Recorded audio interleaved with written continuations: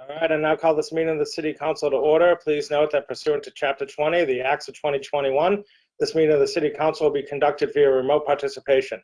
We will post an audio recording, audio-video recording, transcript, or other comprehensive record of these proceedings as soon as possible after the meeting on the City of Somerville website and local cable access government channels. Now please rise for the prayer and pledge of allegiance.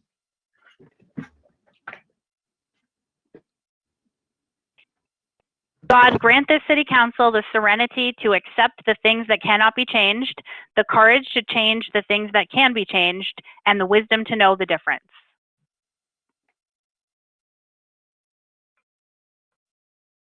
And now let us join in a salute to the flag. I pledge allegiance to the flag of the United States of America and to the republic for which it stands, one nation, under God, indivisible, with liberty and justice for all. Please be seated. And please call the roll. Yes, this is roll call. Councillor Niedergang. Here. Councillor White. Here. Councillor Ballantyne. Present. Councillor Ewan-Campen. Here. Councillor Davis. Here. Councillor Strezzo.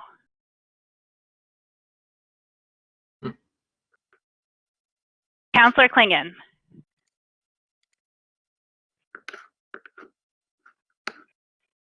Councillor Mba. Present. Councillor Scott. Present. Councillor Rossetti. Present. Councillor McLaughlin. Here. We have 9 councillors present and 2 absent, Mr. President. We have a quorum.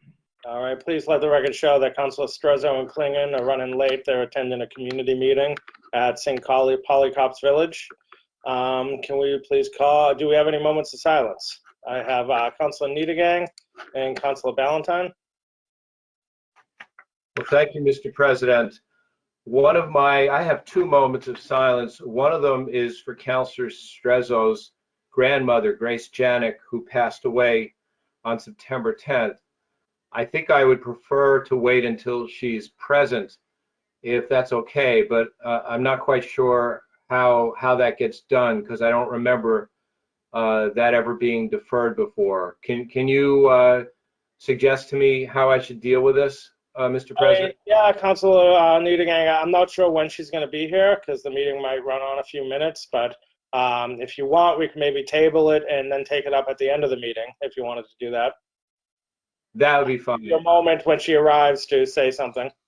Okay, whatever you think is best. You know, I could also wait till the next meeting, if that makes more sense.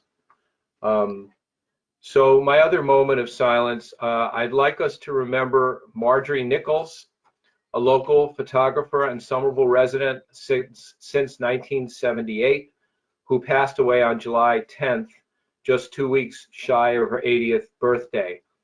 A celebration of her life was held at the Griffin Photography Museum on September 10th. Marjorie lived in the Davis Square area for many years and spent the last few years of her life living in Assembly Square. She was known for capturing natural occurrences through her photography, never staged or posed scenes, and specialized in family portraits out of her studio on Vernon Street here in Somerville. She was originally from Pittsburgh, and her passion for photography started when she was a child. She attended the University of Pittsburgh to study creative writing and eventually joined the school newspaper, where on her first day she was asked if she wanted to be a reporter or a photographer. At the University of Pittsburgh, she was the first woman to receive the Vrana Memorial Award for Photographic Excellence, and that's when her nearly 5-decade career in photography began. Marjorie moved to New York City after college and became a welfare social worker until she realized that her real passion was photography. Quote, Margie started her career at a time when photos tended to be posed and formal, said Abby Rabinowitz, a friend to Marjorie for over 35 years. She was one of the earlier photographers to actually go for something different, something spontaneous. Her photos were very emotional in that way and really got to the heart of something. Margie's portraits were truly extraordinary. I don't know if you can see this. I'm going to hold up one of her portraits that I think is really beautiful, of a mom and a child. And I think it displays her talent for capturing the wonder and essence of people in their relationship.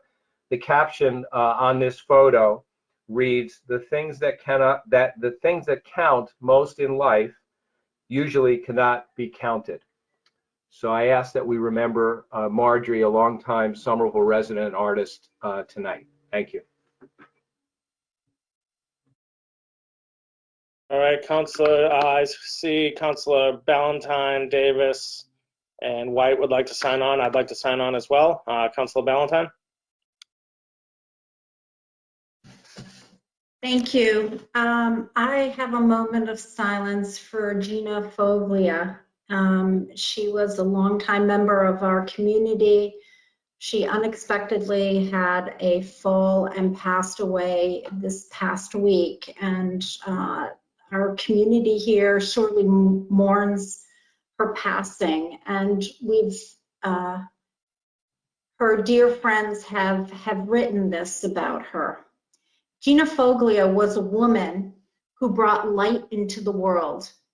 She was a master gardener, landscape designer, incredible cook, fiber artist, friend to all, and a person who deeply loved her very extended family. She changed the world in ways that sometimes took many years to bear fruit. Trees that she started from the berries of a dogwood from her childhood home, an active farm in Long Island, are happily living and producing fruit all over Somerville. As a landscape designer with an office in Union Square, she thoughtfully brought new ideas about our living earth to Somerville and beyond. An active participant in the lively discussions regarding the transformation of Assembly Square, she served as president of the Mystic View Task Force. In that capacity, she was a member of a team that negotiated the settlement agreement with Federal Realty Investment Trust that, among other things, made possible and provided for the first $15 million to fund the first new Orange Line station in 30 years. In those talks, she continually brought the conversation, forcefully but gently, back to our responsibility to the environment, to the river, and to its inhabitants and habitats. In the many design reviews in which she participated over many years, she brought an insightful and deeply responsible perspective. Gina had a rare generosity of spirit, engaging all whom she encountered with gracious and focused attention that often persisted long after a first encounter, with Gina regularly checking in on her new acquaintances' well-being. In more recent years, she moved to Watertown and continued to bring joy to many. She traveled wildly, visiting family in Italy and everywhere, and participating in NGOs working to bring water and safe housing to people in less developed nations. When her parents died, instead of selling the family farm to developers, she arranged for a nonprofit agency teaching developmentally disabled adults to farm and to operate a farming business to take over the land. Gina had an ability to know that someone needed what someone needed and give or loan it to them. She remembered details of her friends' lives that made them feel special. She was a fierce advocate for women and supported many in our community to stand up, speak out, and trust in their abilities. Her quiet, energetic, and persistent efforts to enrich the built environment with living things produced a legacy that may be viewed throughout the city.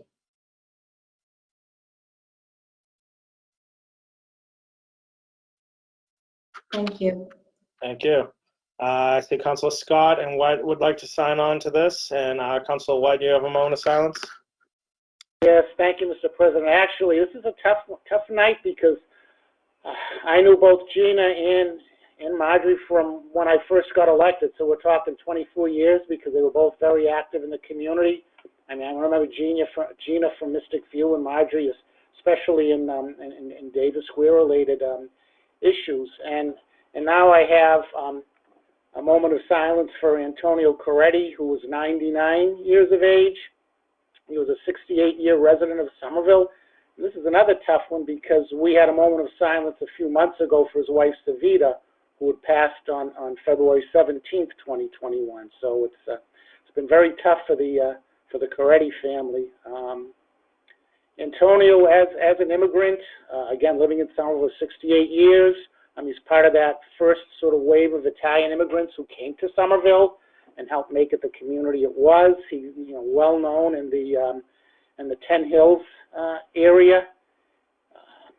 He was the father of Mary Coretti, who graduated from Somerville High School with me, and also the father of Linda Bohan, who served the city on the planning board for a number of years, and then also the father of Christine and Carolyn Coretti, also who live in Somerville. So I ask that we hold his memory in our hearts this evening. Thank you. All right, do we have any further moments of silence? Councilor Rossetti would like to sign on. And I unfortunately have 2 moments of silence. For one from Maria Frazier of 28 Spencer Ave and Tim Hickey of 41 Spencer Ave, which is a street that I grew up on in Somerville. And one of the thing that I love most about growing up in Somerville is that you really felt like your neighbors had your back, that they were looking out for you. And I was fortunate to grow up on Spencer Ave, where there were numerous families that lived there.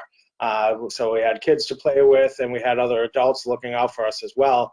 And both of these people were really people that looked out for the McLaughlin family, and I really appreciated it. I'll always remember Maria Frazier, who's the mother of 3 of my friends.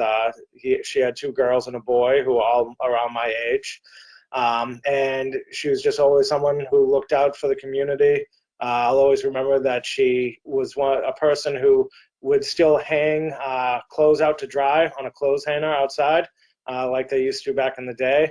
And she would never let her kids leave the street because she didn't want them to get in trouble with all the other kids. And it looks like it worked out because they all turned out to be great people. And then Timmy Hickey and his wife Janine grew up across the street from me. And the thing I'll always remember for them is when I came back from my first or second tour of Iraq, they had a big banner for me when I came up. Timmy worked for National Grid, I believe, or Eversource, and had a big banner saying "Welcome home, Matt" when I came home, and I still have that banner in my basement. So I'm very sad to hear that they're both gone and that we've lost 2 great Somerville residents. So if there's no further moments of silence, please stand for a moment of silence. Mr. President, it's Councilor Niedergang. Yes, I see that Councilor Strezzo has arrived. Yes, please let the record show that Councilor Strezzo is in attendance, and Councilor Niedergang, you had an additional moment of silence? Yes, yes, thank you, Mr. President. I would like us to remember tonight Grace Janik, who is the grandmother of our colleague Kristen Strezzo and the great-grandmother of her children, Bella and Vincent. Grace Janik died of natural causes in Chicago on September 10th at the age of 94. For many years, Grace was a Somerville resident living in Assembly Row with her granddaughter Kristen and her great-grandchildren, Bella and Vincent. When COVID hit, she moved back to Chicago so she could be safe. And that's where she lived for the last 1.5 years of her life with Kristen's mother. Grace was the matriarch of an extended family. She was adored by many, including her many nieces and nephews. She made lifelong friends wherever she went. Leading through her loving example, she left a positive impact on the world through her kindness, generosity, and her devotion to family.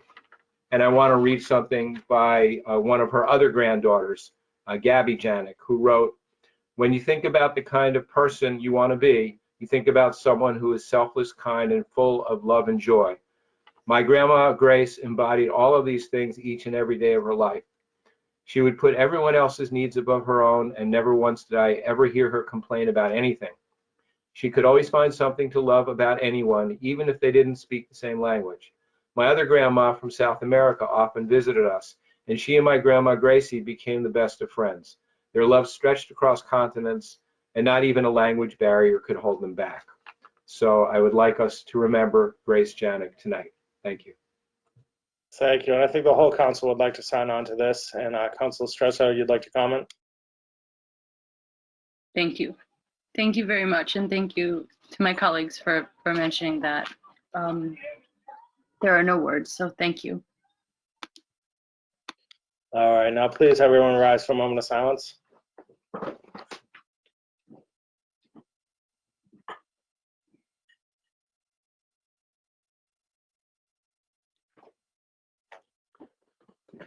Please be seated. All right, next item. Item number 3 is approval of the minutes of the regular meeting of September 9th, 2021. This item will be laid on the table for approval. And before we move forward, there's a number of items people would like to take out of order. First, we're going to take up item number 47, which is about federal ARPA grant money. So we'll take that item up first. Item 48, Councilor Izzetti would like to take out of order, which is about disclosures of conflicts of interest, as well as items 24 through 46, which all have to do with confirmation, employee status on confirmations. Councilor Izzetti would like to also take up item number 8, which is the high school building committee report. And Councilor Scott would like to take up item 9, which is the finance committee agenda. Are there any other items that councilors would like to take out of order? Seeing none, please read the next item. So the next item will be item number 47, a request of the mayor requesting an opportunity for the ARPA director and the Metropolitan Area Planning Council to provide this council with an overview of ARPA. Okay, so I'm sure everyone here is aware that we're getting a lot of federal money due to COVID and other just COVID relief, as I believe. So I know a lot of councilors here are very interested in this item, and rather than send it to committee where only a few people get to speak, we're going to have some people make a presentation and explain the concept of what we're doing here. Councilors are welcome to ask any questions they'd like. I would like it if, councilors who aren't on the finance committee, if you have questions, now would be a good time to ask. And I'd like to keep it to the big picture. If people have really detailed questions, I'd prefer for that to be handled in committee. I will be referring this to committee at the end of this conversation. So I believe we have a few people in the audience who are here to speak. Councilor Stresso, you have a question? I do. I'll make it really brief. Thank you, Mr. President. Really quick, can the this item as in finance be a committee of the whole meeting when we? Well, that's why we're doing this now, so that people can ask questions. And I'd prefer to. I mean, eventually, when the money gets allocated, that'll be a much longer conversation.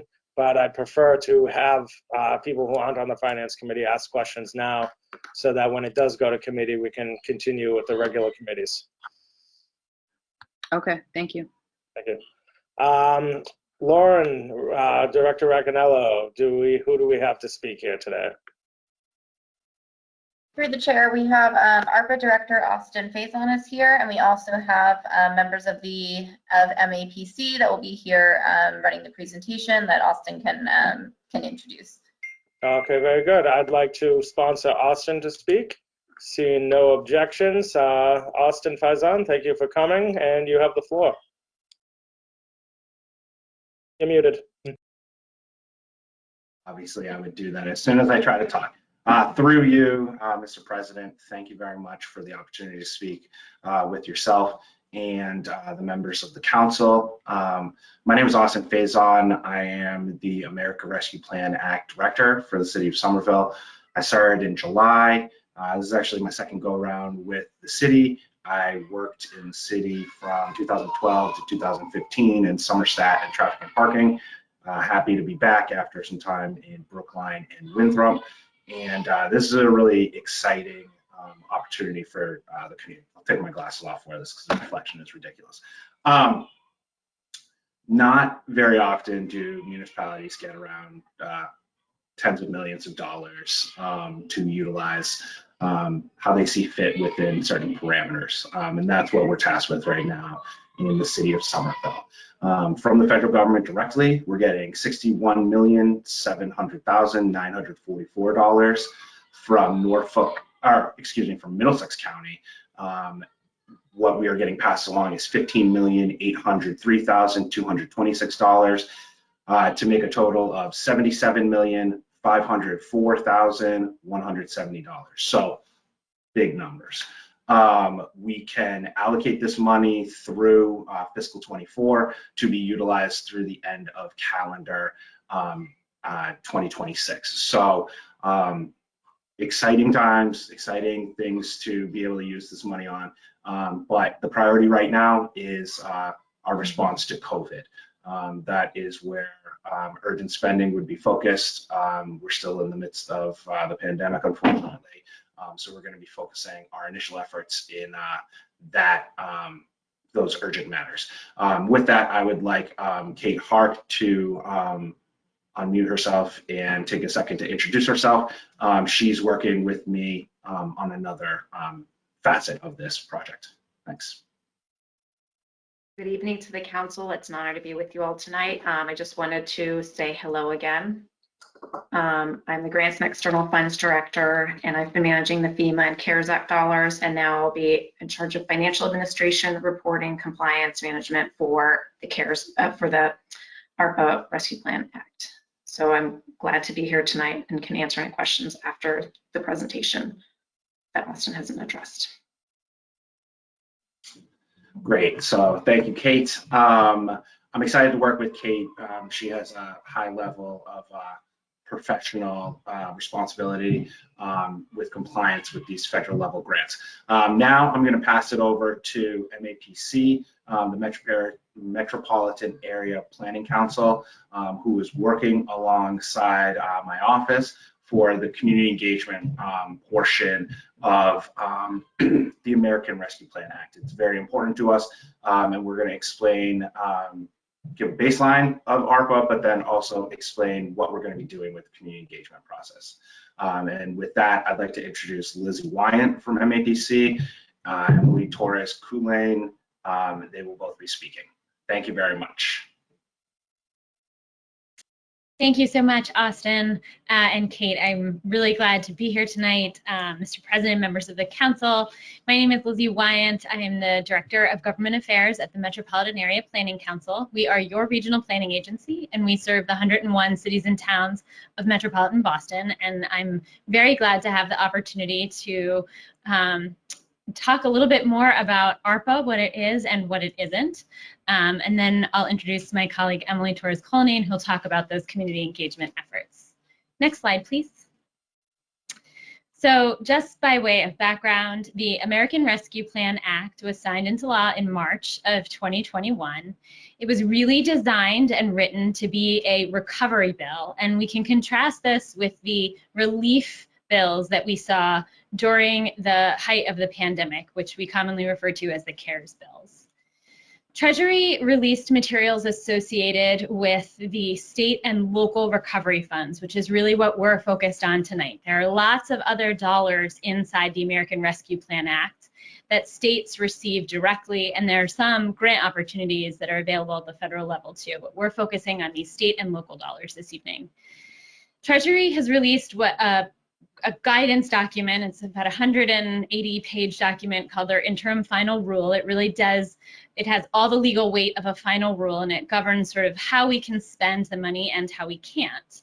They've also since issued a fact sheet and 2 FAQ documents, actually. I need to update this slide, to give a little more guidance to cities and towns and states about how to spend the money.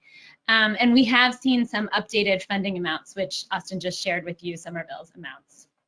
And as he also said, there's a bit of a runway about the money. It has to be obligated by December of 2024 and spent by December of 2026. So you need to keep those dates in mind as you're considering how we spend these dollars. Next slide, please. So the state itself got $5.3 billion and local governments got a total of $3.4 billion. That money was allocated in most instances directly to cities and towns, although in places where there was still a county, money did in fact go to counties. In places where there was no longer a county or the county government had been dissolved, as is true in Somerville, the money went directly to communities. So we have a total of $8.7 billion in the Commonwealth for states, counties, and municipalities. And again, this doesn't count those other dollars that went directly to state agencies.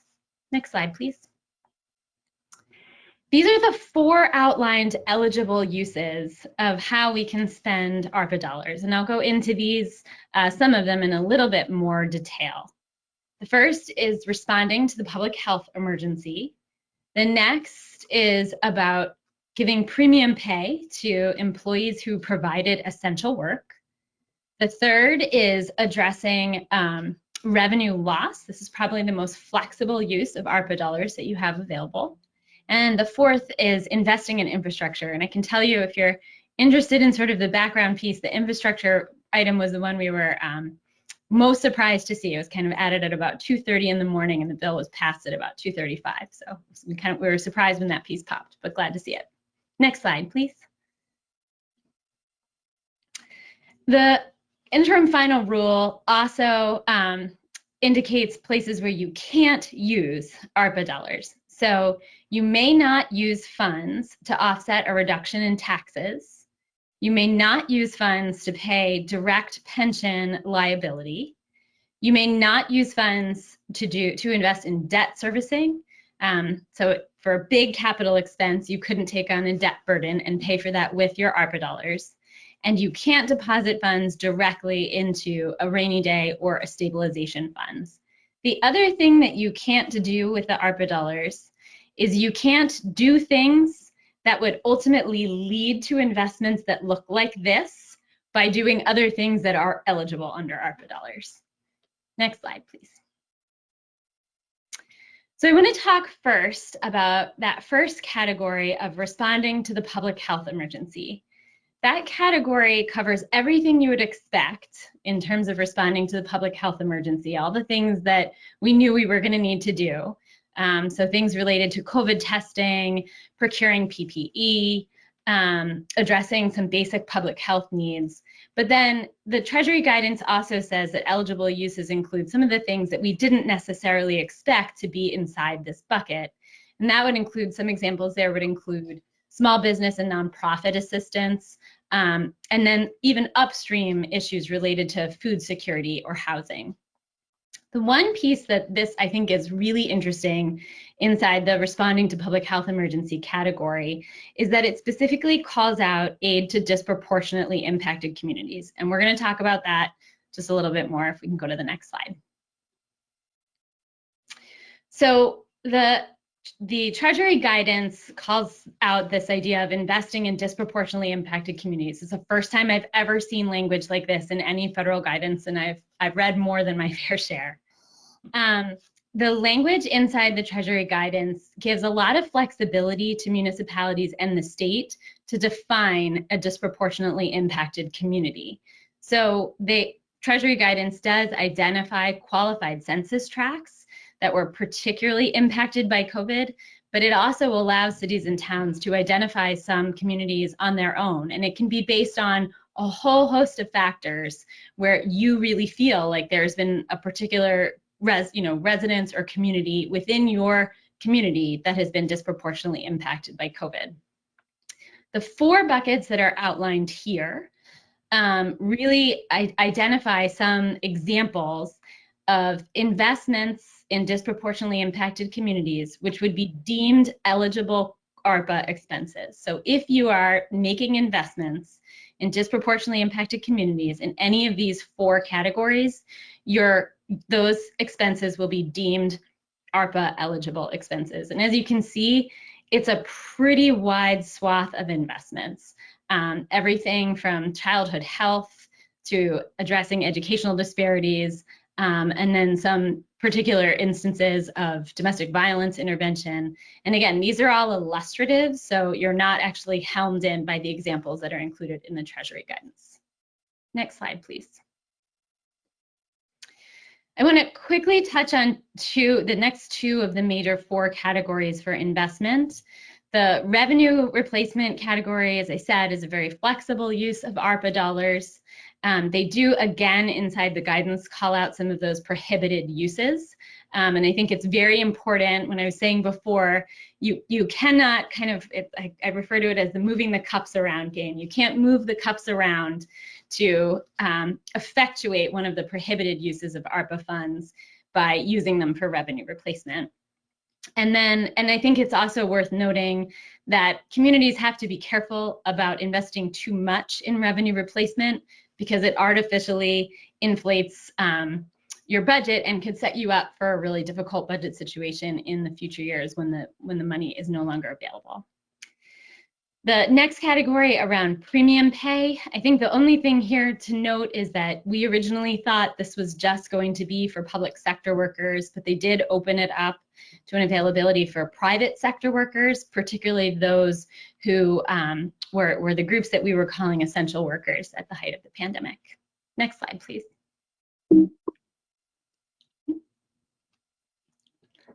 There we go. So the last category of eligible ARPA expenditures is around water, sewer, and broadband. Again, kind of an important thing to note here is that they do in the guidance specifically call out strong labor standards agreements. So again, one of the first times I've ever seen this in Treasury and federal guidance, so it was good to see. They do also call out making investments in water and sewer infrastructure, particularly as it relates to climate change. And so I think there are a lot of investments that communities across the MAPC region and honestly across the Commonwealth are poised to make with that in mind. And then the last category is actually one that MAPC is already doing a lot of work on with some of our communities around broadband infrastructure. Next slide. So I wanted to just note very quickly that the governor has filed legislation that would impact essentially that $5.3 billion that went directly to the state. The legislature now has control of those dollars and is taking up the governor's proposal. They've had a series of hearings already about how the state should spend their money. This is just an example of what the governor put forth. I don't expect the legislature to take all of his suggestions exactly as he drafted them. But I think the important thing to note about the fact that the state also has dollars is that we have been encouraging the state to act quickly to get those dollars out the door, because we think the sooner the state acts to spend their recovery dollars, the more certainty it will give cities and towns as they're thinking about how to spend or complement potentially local investments with potential other state opportunities for investment. Next slide. So the last thing I just want to highlight for you is that there are very robust reporting requirements that are included inside the Treasury guidance. Their FAQ, there is a lot of information out there about how to do the reporting requirements, and I believe the Division of Local Services is holding a webinar on this next week.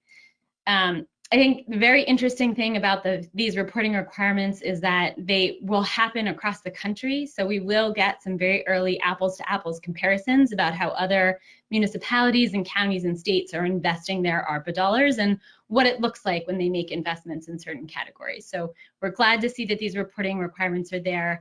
They're not uncomplicated, and I think Treasury will be looking at them very closely to get a sense of how those expenditures will be made. We had heard originally that Congress might try to claw back some dollars. I do not think that is going to happen, but I do think cities and towns need to hew very closely to the Treasury guidance and make sure that they're spending their ARPA dollars on eligible expenses. I think that is actually the last slide for me, and I'm going to turn it over to my colleague Emily Torres-Cullinane to talk about our engagement efforts. Thank you, Lizzie, and I just want to make sure everyone can hear me. So if you can't hear me, you can let me know. All right, so I would like to now present what we have planned as the community engagement process for Somerville for the ARPA funding. So my name is Emily Torres-Cullinane, and I am the co-director of strategic initiatives at MAPC. I am joined with 4 other staff members, And our expertise is in designing community engagement strategies.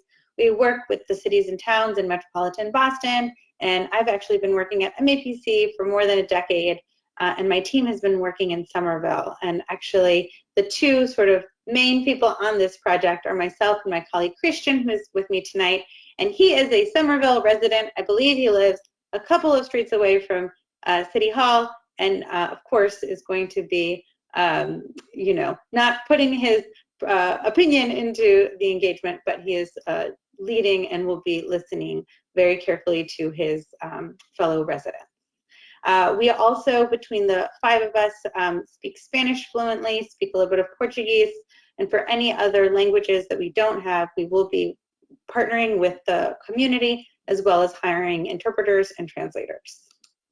So the community engagement strategy, we would really like to sort of have a very clear purpose for this ARPA outreach and engagement. We feel it is very important to develop a base collective knowledge of learning about how the ARPA funding can be used in the city and make sure that that is very clear throughout our process. We want to make sure to engage all stakeholders in conversations around ARPA and have an additional focus on populations that were hardest hit by the pandemic and its economic impacts, including communities of color, renters, low-income residents, and non-English speaking residents. We want to explore community priorities for how the funding should be used and make sure to share with staff as well as, you know, the council what we heard were resident priorities. Engagement activities will focus on providing clear and accessible information about the ARPA funding that Somerville will receive, including what that money can and can't be used, and for what the city's high priority initial emergency spending plans are. We want to make sure to create opportunities for Somerville residents to share priorities and program suggestions with the city to inform further ARPA spending that best serves the community. In terms of language and accessibility, this is one of our top priorities, is to have an equitable and inclusive process. So we will have a 12-person outreach team with a mix of adults as well as youth engagement. We will incorporate 6 languages into our outreach. We are very much partnering with the Office of Immigrant Affairs in Somerville, as well as the Communications Department to do this outreach. We will have, again, like as I mentioned, where possible, interpreted meetings and translated materials and clear information so people can understand the sort of the ins and outs of this funding.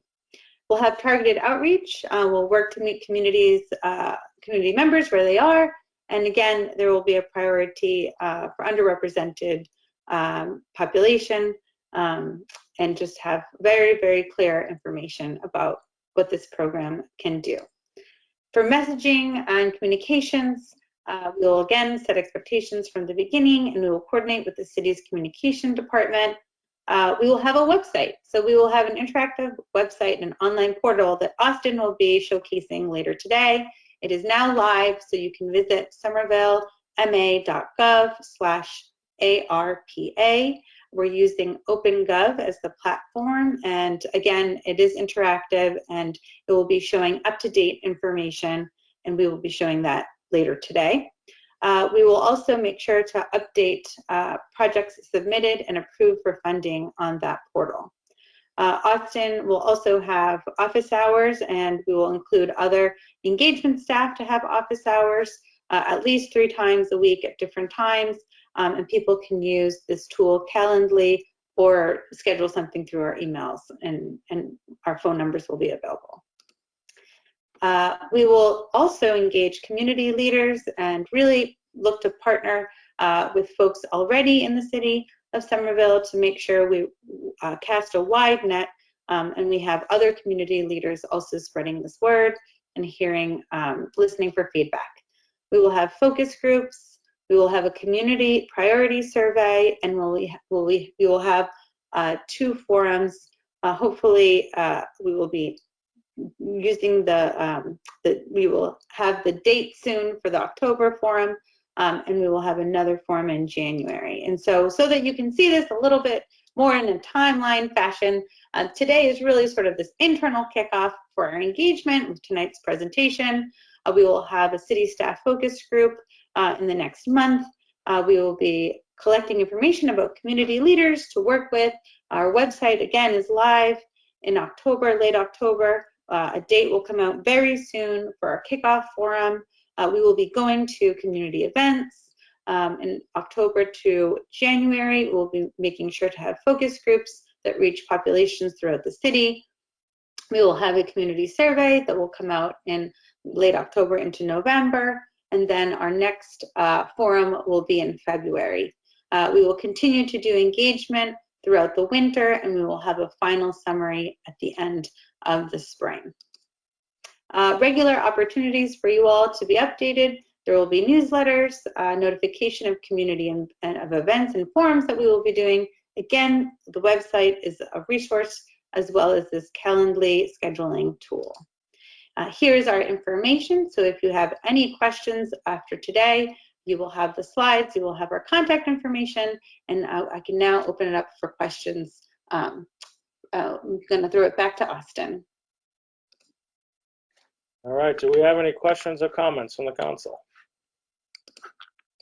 Councilor Ba. Thank you, Mr. President. I know I sit on finance, so I will be very brief. But one thing I just want to point out is it's such a great presentation, and we are really excited about these funds. I looked at the community engagement piece. I guess one thing that we should be doing in terms of being very intentional when we talk about equity, we should think about how we can get, like real diversity in participation. Invite people, meet them where they are, like you said, pay them $100 an hour. You'll see people that are disenfranchised will be participating. This is something I need to see that is missing in this presentation. There's no incentive for participation. Can somebody speak to that? Does anyone have a response to that? Hi there. I don't think my camera was working before. Can you hear me? Yes. Yes. So we've definitely talked about incentives for participation, especially when it comes to focus groups. Not everyone has the time to just sit and provide an hour, 90 minutes, and we really do appreciate people's time to be able to give us this feedback. So we have discussed this. I'm not sure if we have a final on how we're going to do incentives or how much money we're going to use, but please note that this is something that we've definitely talked about. And actually, this is something that we do in our engagement work in other cities and towns as well. No, thank you, Emily. I guess the point is just to, make sure that you register that piece, because otherwise it will be a failure effort. You will have the same group of people that show up, monopolize a meeting, and then you have even, you can still be the head of the organization, and yet there's still, you're perpetuating like just the inequity that you're trying to address, so you need to go to the root cause and be very intentional. Who are those people attending the meeting? How have you, structured yourself to incentivize the people that disproportionately be impacted? How do you pay them top dollar to attend this meeting and provide input? I would like to see that going forward. Again, I sit on finance, so we will be reviewing this with an axe. Thank you. Thank you. Thank you. And let the record show that Councilor Klinging is in attendance. And also, I should state, members of the Finance Committee are more than welcome to ask questions. I just wanted to make sure non-members had a moment to ask questions as well. Do we have any other questions or comments from the council? Going once, going twice. Okay, so I am going to refer this item to the Finance Committee for further discussion, so people will have time to ask questions then. Thank you to everyone who attended and MAPC for making this happen. Thank you for having us. Good evening. Thank you. All right, so this item will be referred to the Finance Committee. And the next item will... Sorry, Councilor Buchanan, you had a question? Thank you, Mr. President. Just briefly, from what I can tell, the website is not yet live, so I just wanted to make sure that the link is actually correct. Okay, and we just got a link from Austin Faison. I'd read it out loud, but I don't think most people will get it, but it will be. Let's focus on the somervillema.gov /ARPA website. That link just hasn't been tied together yet, but it will be launching by the end of this week. Thank you. Okay, thank you very much. Next item. The next item will be item number 48, a communication from the Assistant City Solicitor submitting an ordinance to require the City Clerk to forward all members of the City Council copies of MGL Chapter 268A, Sections 20C and 20D disclosure forms filed with the City Clerk. Okay, Councilor Rossetti, you're the leader on this issue. You have the floor. Mr. President, last full council meeting, sir, after discussion from the report of confirmation. There are a lot of vacancies and difficulty. You're breaking up a little. I'm turning my camera off, and I hope that makes it better for you all. There we go. Is it more clear? No? So far it's good. Okay. So this is in follow-up to the conversation that we had last full council meeting as a result of the report of the Confirmation of Appointments Committee, where the Director Proakis came to the committee giving examples of stress among the staff of trying to attract members of our community to join multiple commissions and committees that have vacancies and in jeopardy of not having quorum. So this, the request was asked to allow to make those employees special municipal employees, which this council, to remind you all, had hesitancy 3-4 years ago, and we denied it. But turn the clock to today, after dialogue between the committee and Mr. Proakis and the mayor's office, we asked, Councillor Scott actually asked on behalf of the committee to have the solicitor's office draft for the committee an ordinance, which, thank you to Assistant Solicitor David Shapiro, who's actually here this evening, if anybody has any question. You can see the one sentence attachment for the ordinance, which would then would put into place that when the city clerk receives any form signed off by members of committees or commissions who may have conflict, it will immediately be brought to the attention of the city council, similar to what Councillor White led the charge on a few years back with the legal department when multiple lawsuits might be filed or claims against the city. We, as the city council, are now informed each and every time. The same will happen in this fashion. And one other addition I might add is that if this is adopted this evening, which is my intent to move for it to be, then any member seeking to become a member of any particular commission or committee, I just want to remind the city council that they all those individuals will still be coming before the city council for dialogue and discussion for confirmation of any committee or commission. So that will not stop. We will just now be informed each and every time anybody may file with the clerk's office a potential conflict between maybe their business or their day job and a situation that's going on in the city. So at this time, then I move to adopt this ordinance as has been drafted by Assistant Solicitor Shapiro, Mr. President. Okay, Councilor Rossetti moves to approve item 48, which is the ordinance before us. On that, Councilor Scott.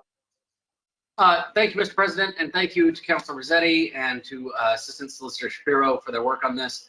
I did have the opportunity to review this, and there is a minor, and I'm following in the best traditions of Councilor White here.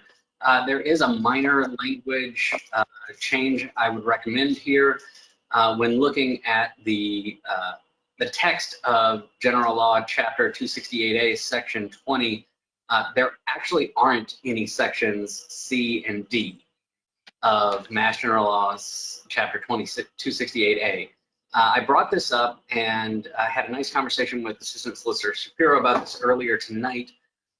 It turns out that's a term of art that actually appears all over the actual declarations, but when you look at the text of the law itself, these are simply Section 20 disclosures, not with a subsection.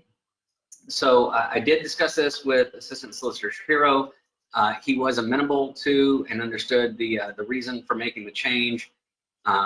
You know, it's probably fine either way, but just to be on the safe side, I would like to make sure that we amend this to simply say, forward to all members of City Council copies of General Law Chapter 268A, Section 20 disclosure forms.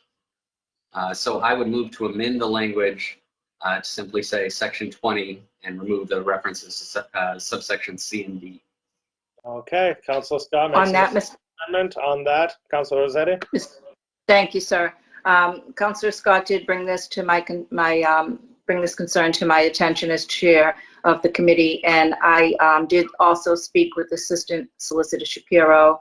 He forwarded to myself and I think Councilor Scott the information he got off of the state website. There's confusion because it does reference subsections C and D. But that being said, Solicitor Shapiro did say he had absolutely no problem if the decision of the council was to just amend and change the language, just read Section 20. That was perfectly fine with him as well. So I accept that amendment and will vote in favor of this amendment. Okay.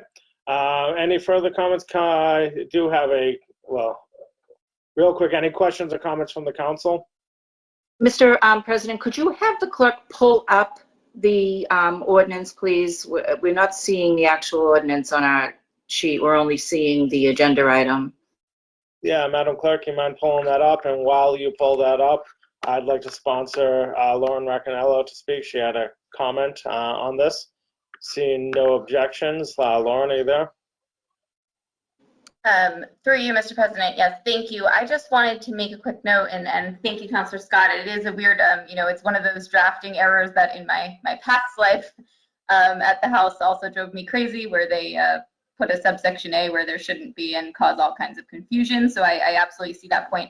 I just wanted to make a note because it does substantively change the scope of the ordinance. So I do just want to note that and see if that's the intent here, that referencing Section 20 as a whole would actually capture multiple different disclosures that aren't just filed by special municipal employees, but a number of different kinds of disclosures. So I just wanted to make a note that, you know, that it would kind of broaden the scope of which disclosures fall under this ordinance, and see if that was the intent, or if the intent is just to further clarify. Another option would be to say something like disclosures filed pursuant to exemptions C and D of Section 20. So I just wanted to note that because it is a substantive change from what the draft originally was, that as I understood it. Okay. I do see Councilor Davis suggested that we send this to committee, which is what I'll do if we can't solve this in the next minute or so. Councilor Scott, you had a comment? Thank you. I appreciate that input. I agree. It definitely does broaden the scope.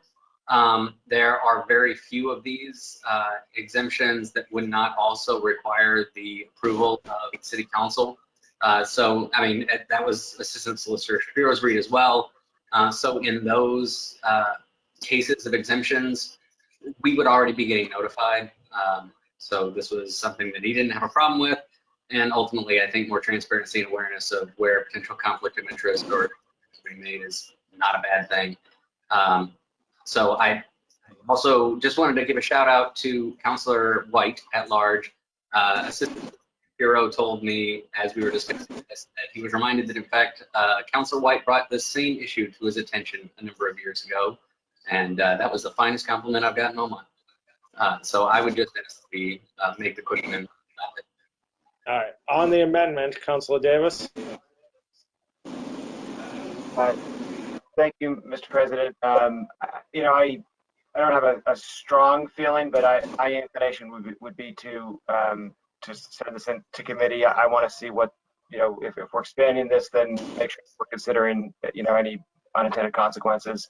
See what the full section 20 does incorporate. I hear my colleagues saying that he's looked at it, but as Director Recanello pointed out, it is clearly would change the substance of the original intent.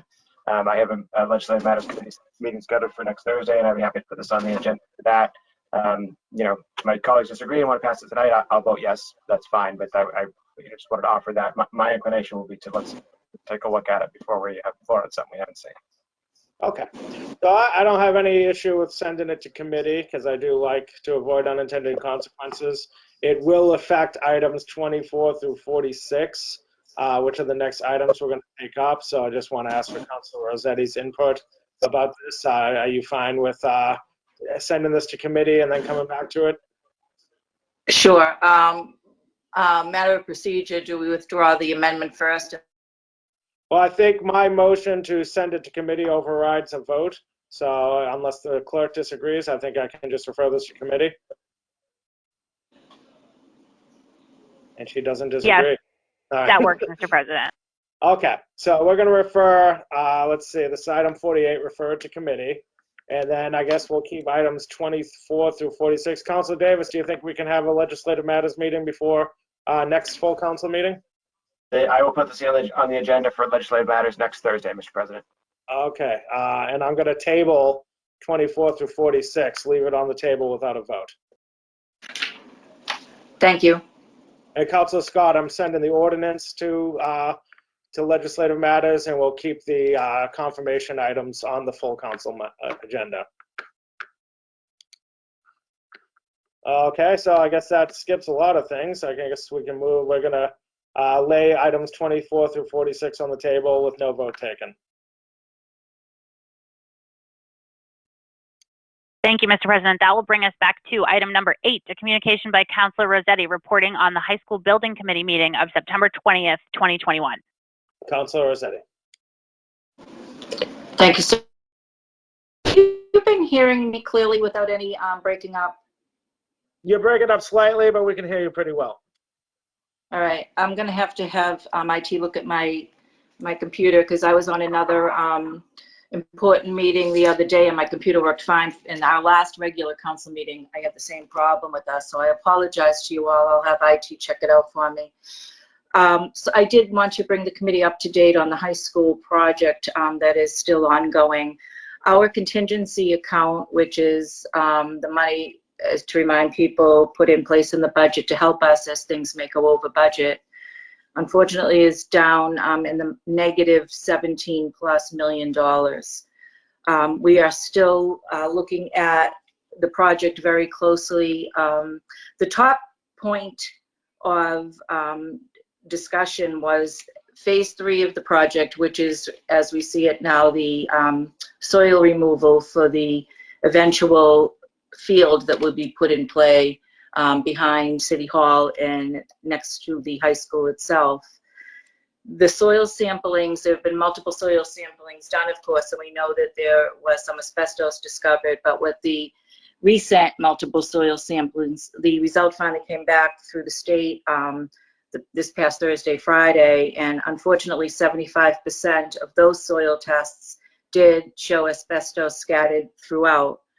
And the other unfortunate piece that goes with this is the receiver facility, which is the facility that would receive the asbestos containing soils and materials. There are only certain facilities in the state that are licensed to accept these types of soils. They shut down. They reached their quota. They can't take any more. They shut down on September 14th. They're closed. The plan is that they will reopen the first week of January. So what that means then is this portion of the project for the high school in that field is on hold until January, when more dirt will be removed and continue to be tested. What it also means is that the new anticipated completion date for the completion of the field is probably the earliest now to be at January of 2023. So it was very disappointing for everybody to hear and learn of that at this meeting this week. So for 3.5 months, that part of the project will be pretty much closed and shut down. There are also still the unknown of the total quantity of asbestos-containing materials for the whole project. We were reminded that on that particular site used to sit a library on that area. And they're also finding things as they dig up the soil and the dirt. So the committee wasn't too thrilled to hear about that. On the reduction of the budget and the negative 17 million and growing for our contingency line, I did report to you at the last meeting there were negotiations ongoing, looking at particular invoices, and the committee was not privy to that. I had requested that we have an executive session on this meeting that we held on Monday, where the committee could be updated as to what types of negotiations were going on. When we had the meeting, there was no plan for an executive session. And Mr. Bean and Mr. Raish had other slight emergencies going on in their lives, so they were not able to stay in the meeting. Mr. Bean wasn't in the meeting at all. Mr. Raish opened the meeting for us, but then had to leave. So we were left with not being able to hold any discussion because even the chair of the committee is not privy to these negotiations that are being held between our project manager, capital projects, the city finance department, and the mayor's office. So there was a lot of frustration among the committee, including myself. There was a motion made that was unanimously passed by the committee that read that the committee convene a special meeting to include an executive session to update the committee on the finances and the negotiations, and that meeting to be held on October 18th. We were not scheduled to have a meeting in October. We are calling for a special meeting in October. So I will keep you all informed as we move forward after October 18th, which then, Mr. President, segues into discussion at the Finance Committee meeting. So I will now close out my report and ask that, as you said, you allow the Chair of Finance to do the report, because I'd like to weigh in on a piece of that which will tie into what I just reported out. Thank you, Mr. President. All right, on the Building Committee report, Councilor White.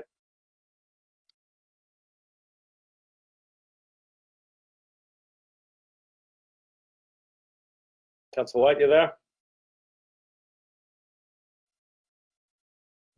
I'm not hearing Councilor White, but I know that the Finance Committee item will have a similar issue, so if we get him back, he can ask that question. Until then, this item's laid on the table, placed on file, and then we'll do the next item. And item number 9 is a report of the Finance Committee meeting on September 21st, 2021. Councilor Scott. All right, thank you, Mr. President. Before I proceed, I did send edits and amendments to the draft committee report to the clerks, to Ms. Durham and Mr. Fortaleza before the meeting, but I don't see that updated version uploaded to our IQM. My webpage might be out of date. I just want to ensure that the amended minutes are the ones on record. Can you confirm that?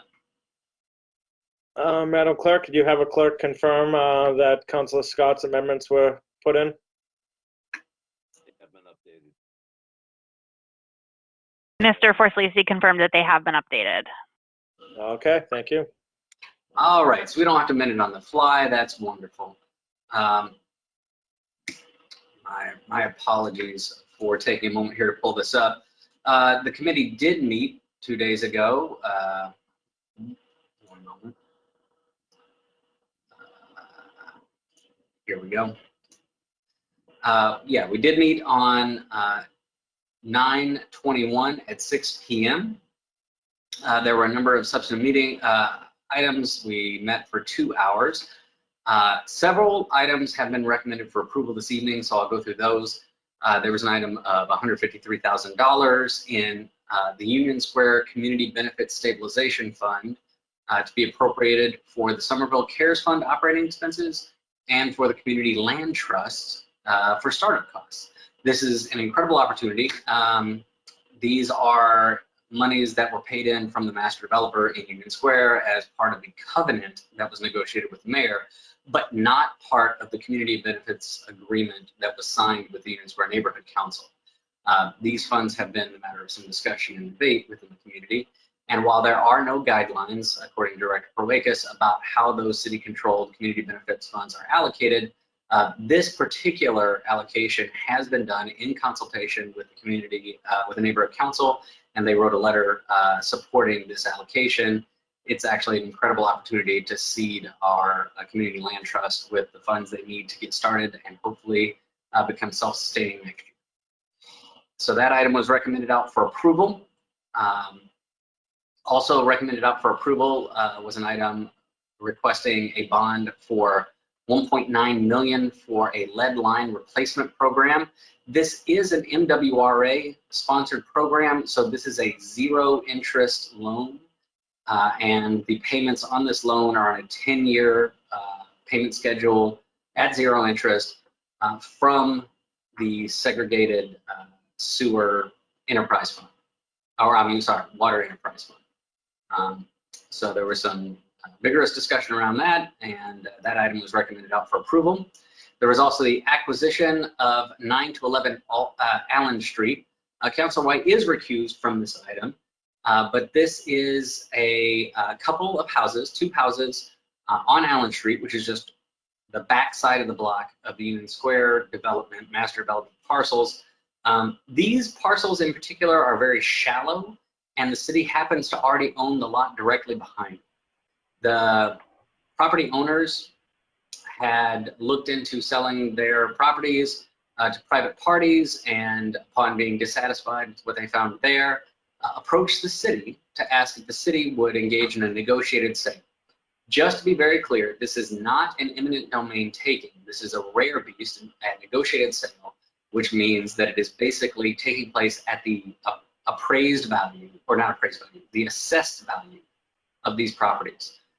It's an incredible act of generosity by these property owners and an amazing opportunity for the city, again, to claim some of this property on Allen Street for future disposition, whether it be to the CLT or to any other entity for either for community land trust or affordable housing development, or even as part of future parcel assembly, which has some community benefits negotiated into it. So this gives the city a great deal, and the neighborhood, honestly, a great deal of flexibility going forward, and this item was recommended for approval. When this when the committee report is presented, I will be severing this item out so that Councilor White can vote on the remainder of the report without violating conflict of interest here because he is recused. There were also several items that were kept in committee. So I will go back through those. There was a discussion about accessibility funding. Councilor Klingon had presented an item digging up a state law that says that parking violations for handicap spaces be directed, can be by state law directed to the use of the Commission on Persons with Disabilities. And we had a discussion about it. The revenues last year from those parking violations were about $67,000, $68,000. As it turns out, the City Council has already adopted the provisions of that state law some number of years ago. So we don't have to take any action here as a City Council. Operationally, the city has some work to do about how to implement that and how to direct it into a segregated fund that the Commission for People with Disabilities would be able to access. There is still some work to be done administratively and operationally on that. So this item is kept in committee. Hopefully we will have a path forward so that this commission can receive that funding very soon. There was an item on DPW prior year invoices that has been withdrawn because we found even more of them in a desk drawer or somewhere. And they are being replaced with an item on the agenda this evening, which we will take in and take a look at when we get it. The other items, there were a number of items that were placed on file, and 2 items tonight that are being, one other that's being kept in committee was the Assembly Square Fire Station. This is about the creation of a new fire station in Assembly Square, which everybody is generally supportive of.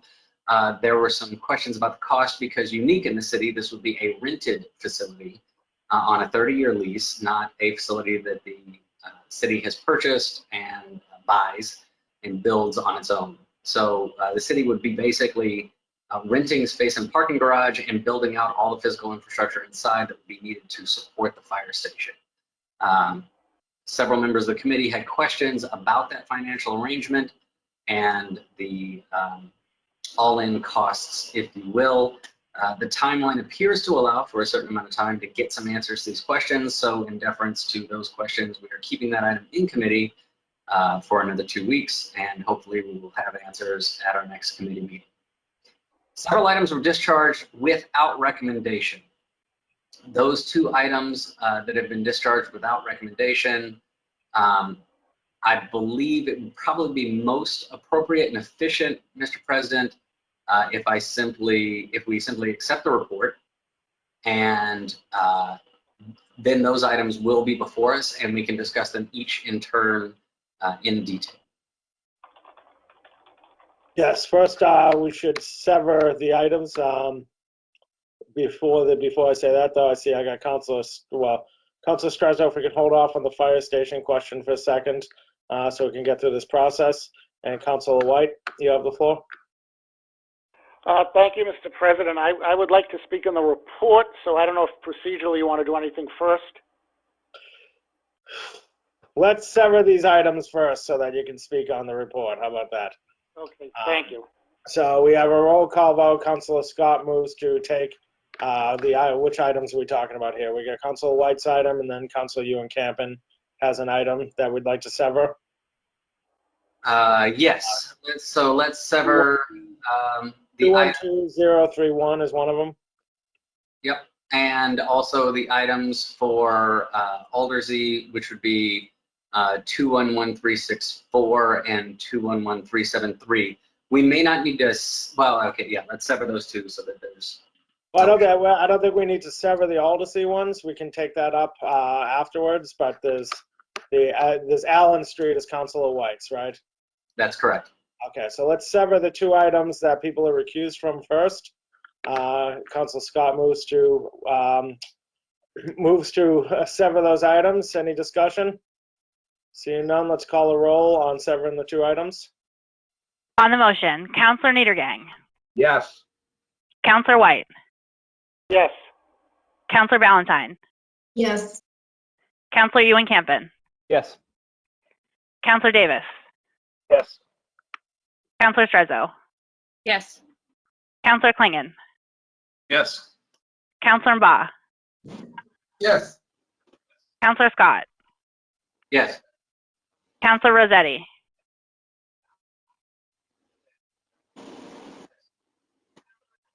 Yes.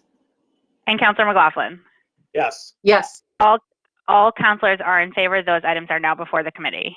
Okay, so these 2 items are now before us. They were approved in committee. We can now vote on the 2 items. We can vote on them separately or as one item. Does anyone have objection to doing a roll call vote for both items? Hearing none. Just the items, the 212266 is the Allen Street acquisition. The other item is Councilor Ewan Campen's item, which was, let's see, 212031 Community Land Trust. Certainly. My apologies. No problem. So with separate recusals, Mr. President, it may make sense to do them separately. Good call. Thank you. Thank you, Madam Clerk. All right, let's call a roll on the first item. So roll call on item 212031, appropriating $153,000 from the Union Square Community Benefit Stabilization Fund. Councilor Niedergang. Yes. Councilor White. Yes. Councilor Ballantyne. Yes. Councilor Ewan Campen is recused. Councilor Davis. Yes. Councilor Strezzo. Yes. Councilor Klingon. Yes. Counselor Mba, Yes, please. Counselor Scott, Yes. Counselor Rossetti, Yes. and Counselor McLaughlin. Yes. 10 counselors are in favor and 1 is recused. That item is approved. Okay, next item. So the next item will be item 212266, borrowing $1.509600 million for acquisition of 9 through 11 Allen Street. Counselor Niedergang. Yes. Counselor White is recused. Counselor Ballantyne. Yes. Counselor Ewan-Campen. Yes. Counselor Davis. Yes. Counselor Strezzo. Yes. Counselor Klingon. Yes. Counselor Mba. Yes. Counselor Scott. Yes. Counselor Rossetti.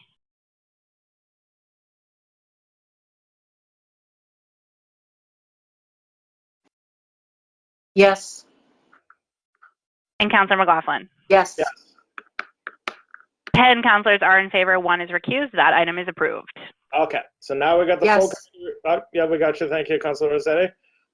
We got the full committee report in front of us. I'll have Councilor White and then Councilor Strezzo.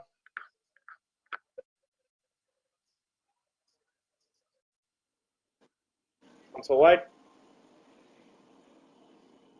All right, Councilor Strezzo, while we wait for Councilor White. Thank you, Mr. President. I just had a quick question. I'm trying to poke through the agenda. For Chair of the Finance Committee, Councilor Scott, through you. Go ahead. I don't see him yet. I'm sure he can hear you. There he is. Hi, Councilor Scott. I just had a quick question about, through you, Mr. President, to our Chair of Finance. Could you elaborate? Was there talk, or did I miss this? Was there talk about any CPA funds going into the or community benefit agreements going into the the Assembly Fire Station plans? Is there anything updated with that? No, there was no discussion of community benefits agreements funds or community benefits funds controlled by the city. There was discussion of a grant for 3 years of the salaries for the first 8 firefighters in the location, but no discussion of community benefits funds. Okay, thank you, Mr. Chair, and thank you, Mr. President. Councilor White, are you there? Yes, I am. Thank you, Mr. President. I have to apologize. I've been having some technical problems at my end. Yes, through the President, I just wanted to follow up. I had raised some questions with regard to the fire station because I think it's important for everyone to understand this in the community. I'm not speaking as far as the merits of it. Some folks think it's a fire station. Actually, it's the creation of a new company that's going to be located at Assembly. And in the past, during some budget discussions, we've heard comments about folks that, fires are going to be going, fires have been going down. So, theorizing about perhaps cuts in the fire department, in the future budget, for instance, for personal services. So, if this is approved, the creation of a company entails the payment of the lease, of course.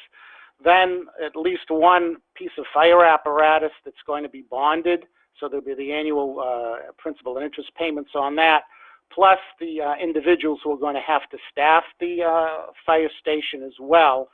And the chief mentioned that there is a grant application in place for 8 of them that would go perhaps cover 3 years, but it'll be 3 years from the the acceptance of the grant. So by the time the station is itself up and running, it might cover those 8 firefighters someplace else.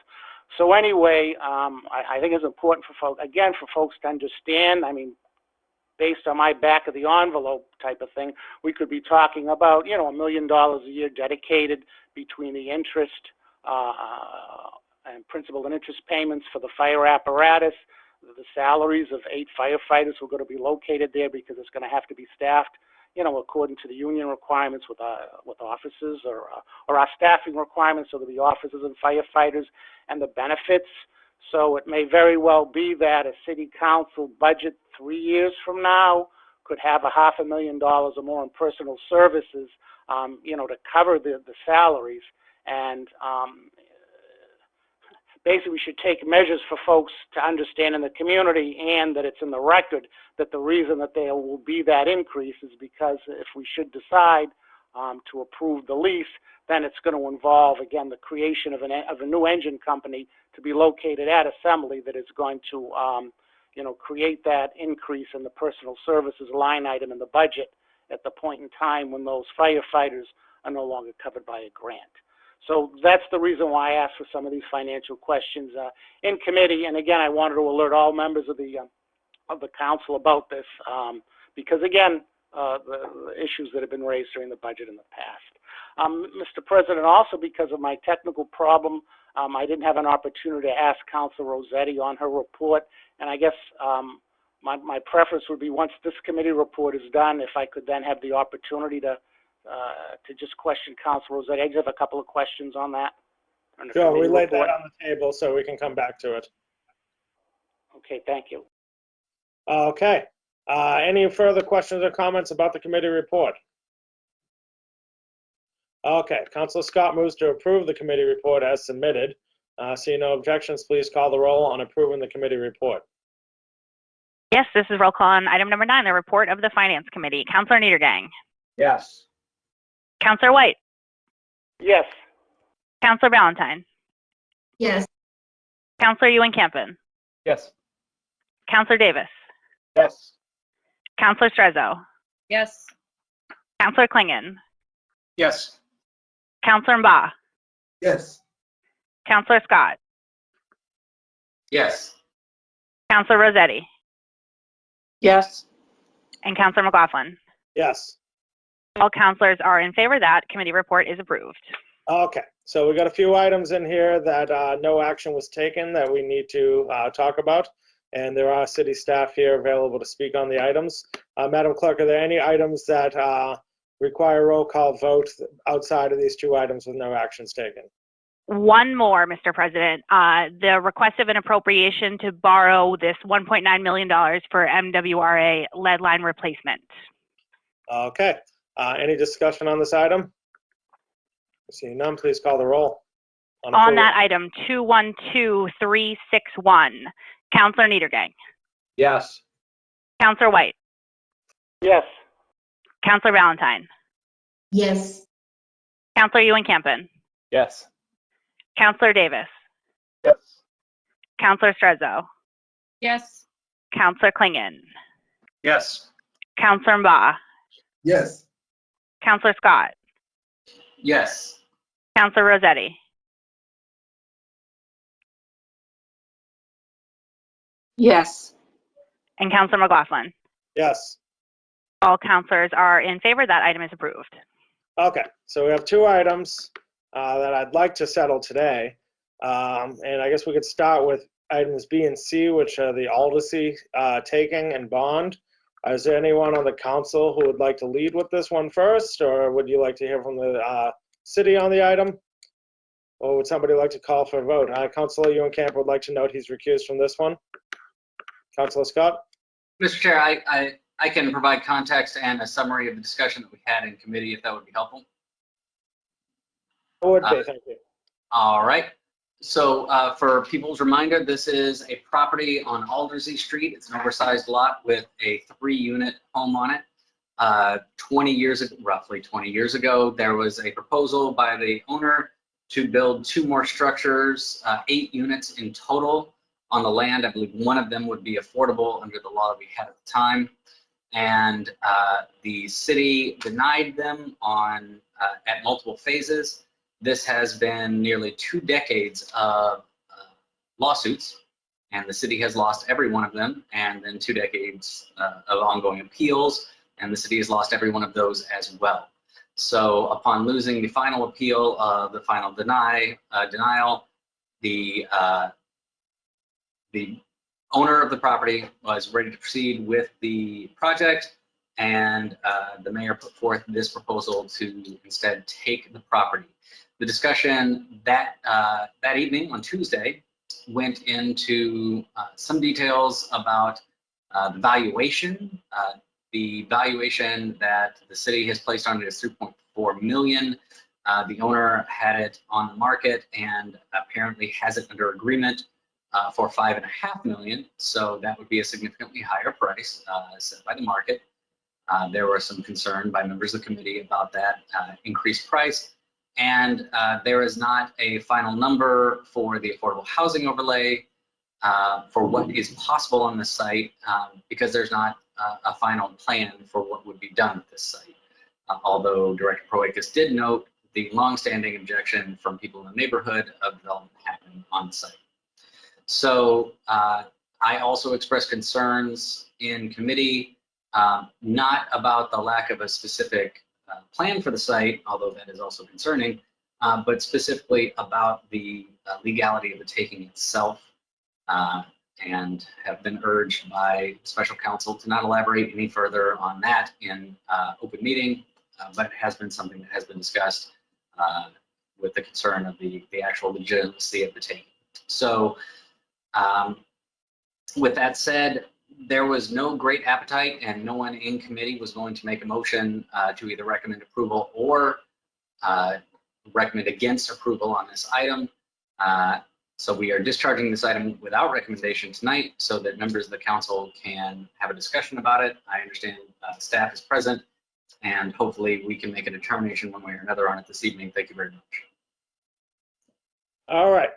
Any further discussion on this? I will allow the city to speak if they would like to, but we also don't need to. Then there's George would like to speak. I'd like to sponsor George Proakis to speak. And George, you have the floor. I think I really want to say one very simple thing on this topic and otherwise be available to answer questions. I think Councillor Scott caught the majority of the back and forth on this relatively well. The only little note I'll make is that the site went on the market for $5.25 million. I don't know the exact amount that a buyer is buying it for, but we can make assumptions based upon that. Our appraisal is considerably less. I think it is very safe to say that with an eminent domain taking here, the owner would appeal and seek more funds, as they often do in these circumstances. In fact, he also reached out and emailed me when it didn't pass through Finance Committee, saying that his suit to recover damages would include a constitutional claim for equal protection rights. That's what he shared. But the key thing, I guess, that I wanted to add on this front is that I would really hope we can vote this one way or the other tonight. We need to move on with this property. Either do the taking, do the community conversation, determine the mix of open space, affordable housing, historic preservation we can do here, which we could do using preservation funds, et cetera, or let the private developer sell this to the person who's going to build it and let that project move forward. So my one simple request to the council tonight at this point is to not let this remain any further and take a vote one way or the other. Thanks. I think we can honor that request. Are there any other questions or comments on this item? Councilor Niedergang. Thank you, Mr. President.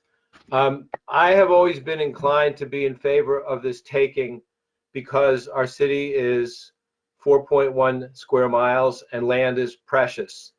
And I assume it's going to be $5.5 million, the price that it is listed for, and not the 3.4 that is on the agenda. But it just seems to me that there's so few opportunities for open space in the city, so few opportunities for affordable housing, and even if we don't have a plan yet for this, I just think that, you know, there's no going back, right? If we pass this opportunity up, this piece of property is lost forever to us, and we don't have enough property to do all the things that we want to do.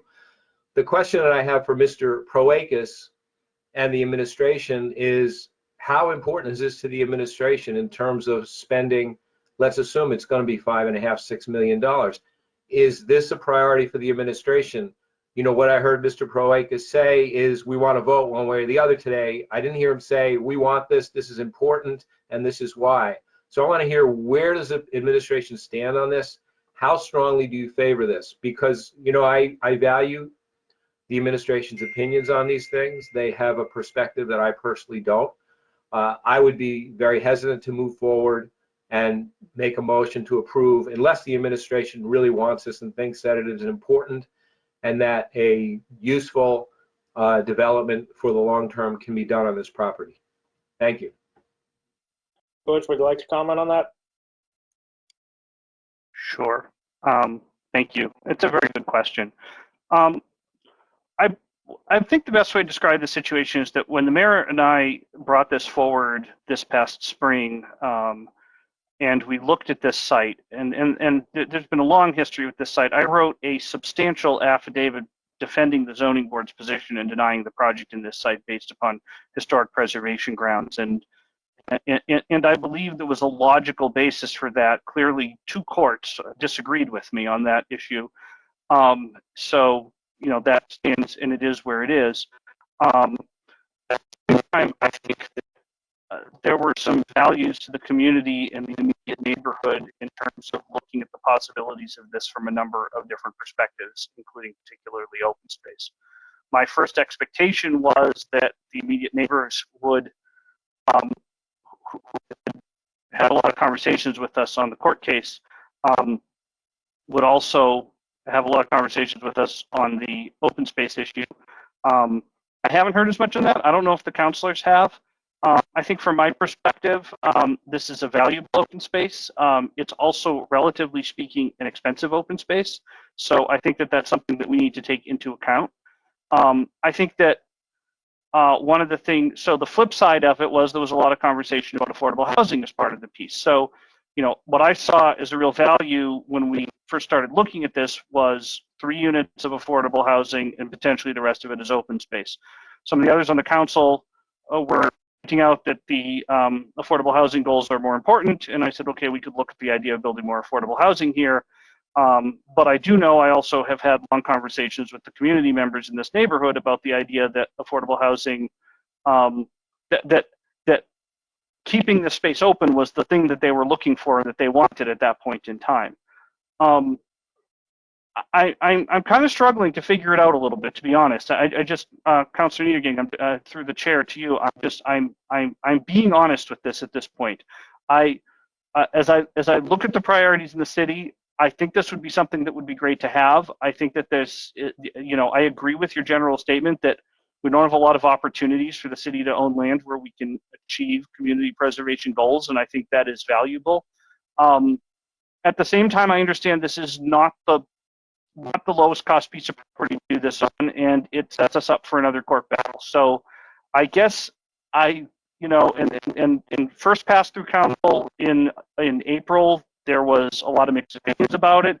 In May, I tried to lay out a clearer case for the reasons why it made sense to look deeper into this. And I think, you know, we were hoping and considering that we're better financially positioned with new development than we were before.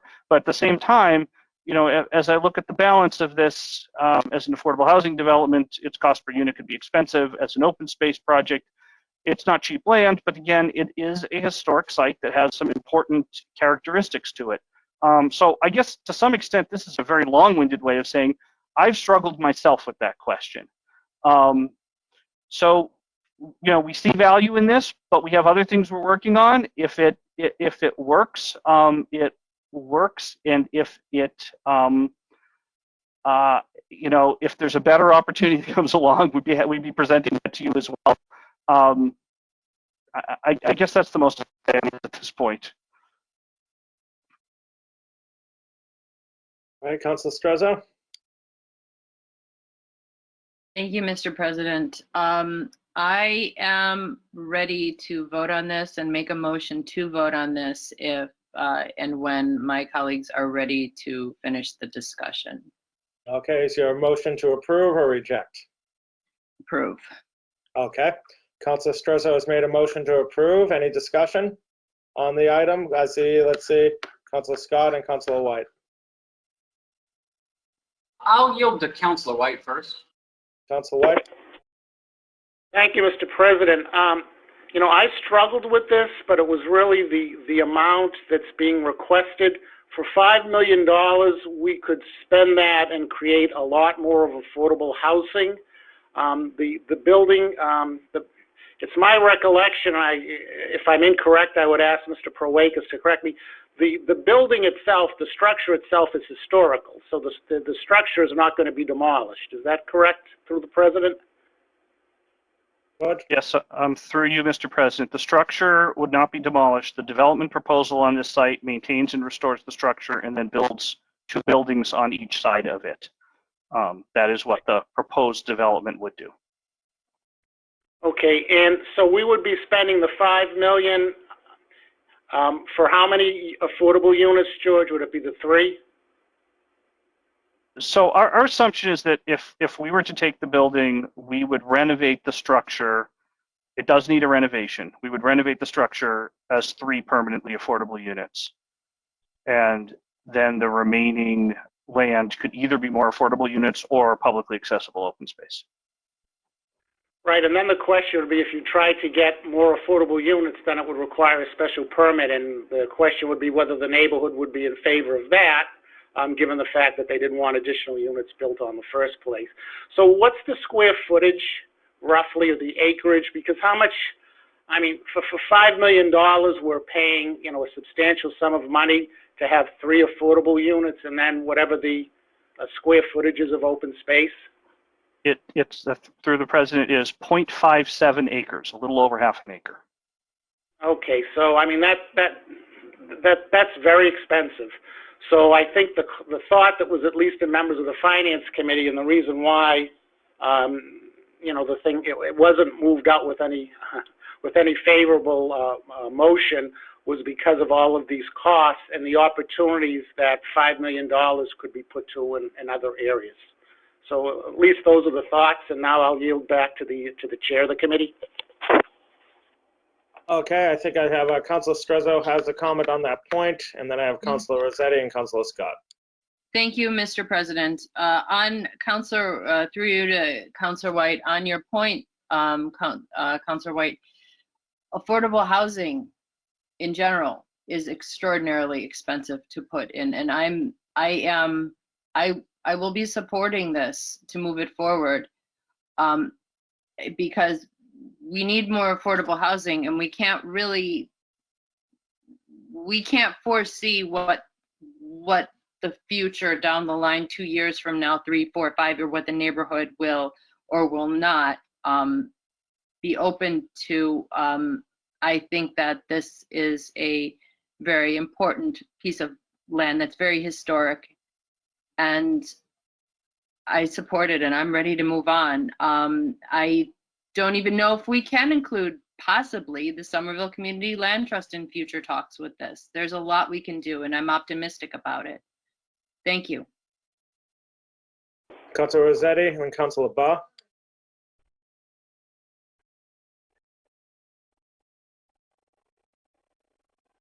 You there, Councilor Rossetti? Yeah, Ben, I got you too, Councilor Scott. Not hearing Councilor Rossetti, I'll move on to Councilor Barr.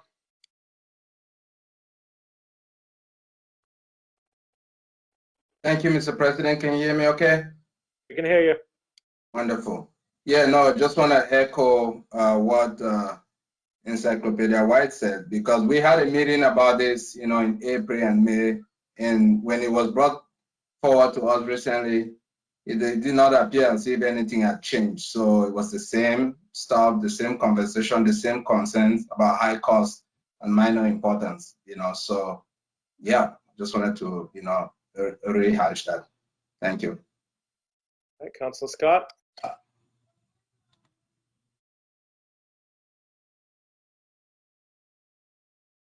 Thank you, Mr. President. I've also done a lot of thinking about this. Obviously, it's been in finance for a while. Aside from my many times stated concerns about this taking, I want to make it clear that this is not a taking to create 50 affordable units. This is not a taking with a designated intention of how we can use this property. This is a taking that is happening at the conclusion of nearly 2 decades of concerted effort by the city, supported by the neighbors there, to prevent the creation of 8 units. This is the city asking for us to spend $5 million, or whatever that number ends up being, along with the equal protections claim, which is a new one for me tonight, to spend $5 million and go back into court for some unspecified number of years, on top of the hundreds of thousands of dollars of legal costs we have spent fighting this for the last 20 years, to prevent the production of 8 units of housing. Because that's what the proposal is.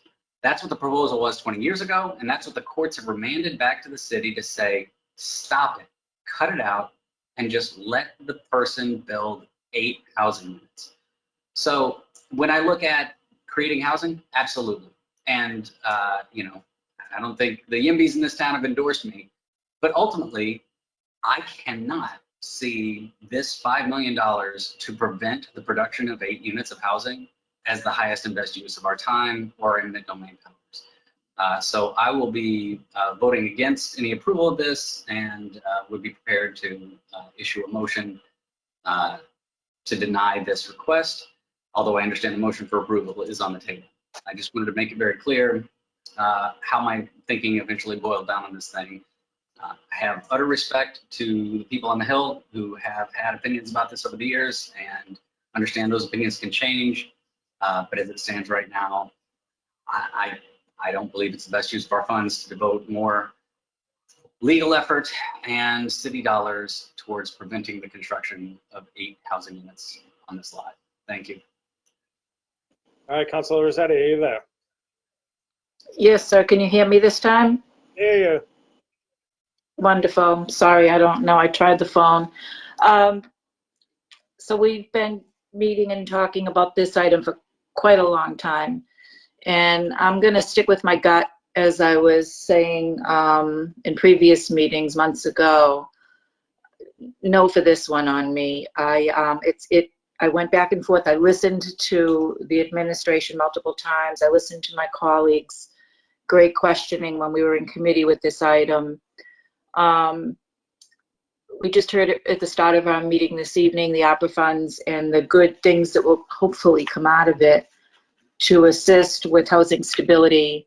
And we've got 77 million now. 77 million isn't going to go all for that one purpose, but I'm willing to bet my annual salary that a lot of it will go for that purpose, because that's what the need is. You know, assuming the taking is 5 million, whatever it's going to maybe be, coupled with the legal fees that will still happen, coupled with the money that we would have to put into bringing the building up to code and date and making it the way anybody would want it to be for a new place to live safely, and creating the open space. It's a big chunk of change. And we have a lot of other items on our plate on the capital projects list, and it's growing, and there's a lot of other areas of need that aren't yet on that capital projects list. So I just can't, in good conscience, vote in favor of allowing this to happen this evening. So I will not be supporting the motion. All right. Any other further comments before we call the roll? I see, let's see, I got Councilor Niedergang and Klingon. I'll call Klingon first because he hasn't spoken yet. Thank you, Mr. President. Through you, I agree with my colleague at large, Councilor Rossetti. You know, $5 million is a lot of money. You know, I know that we have capital projects that need addressing now, including the flooding that happens in on Richdale Avenue as well as Fellsway West. So I can't, in good conscience, move to take this property without, you know, a plan in place before we take, so that we know exactly what we're getting for that money. And it just seems really kind of gray. And you know, I don't feel comfortable with spending that kind of money for a project that hasn't really been vetted out, and it sounds like there's a lot of contention in the neighborhood, and I just think this is something that we should let pass. Councilor Niedergang? Thank you, Mr. President. First, thank you to Councilor Strezzo for making the motion. I appreciate your courage and sticking your neck out on it. I'm afraid that after the discussion and given the administration's lukewarm support for this, I'm torn. I really am torn. I would really like to take this piece of property, but I have to say that I'm convinced by the comments that this would not be the best use of the money, and also that we know that the planning department, OSPCD, the administration, they're pretty overwhelmed with projects.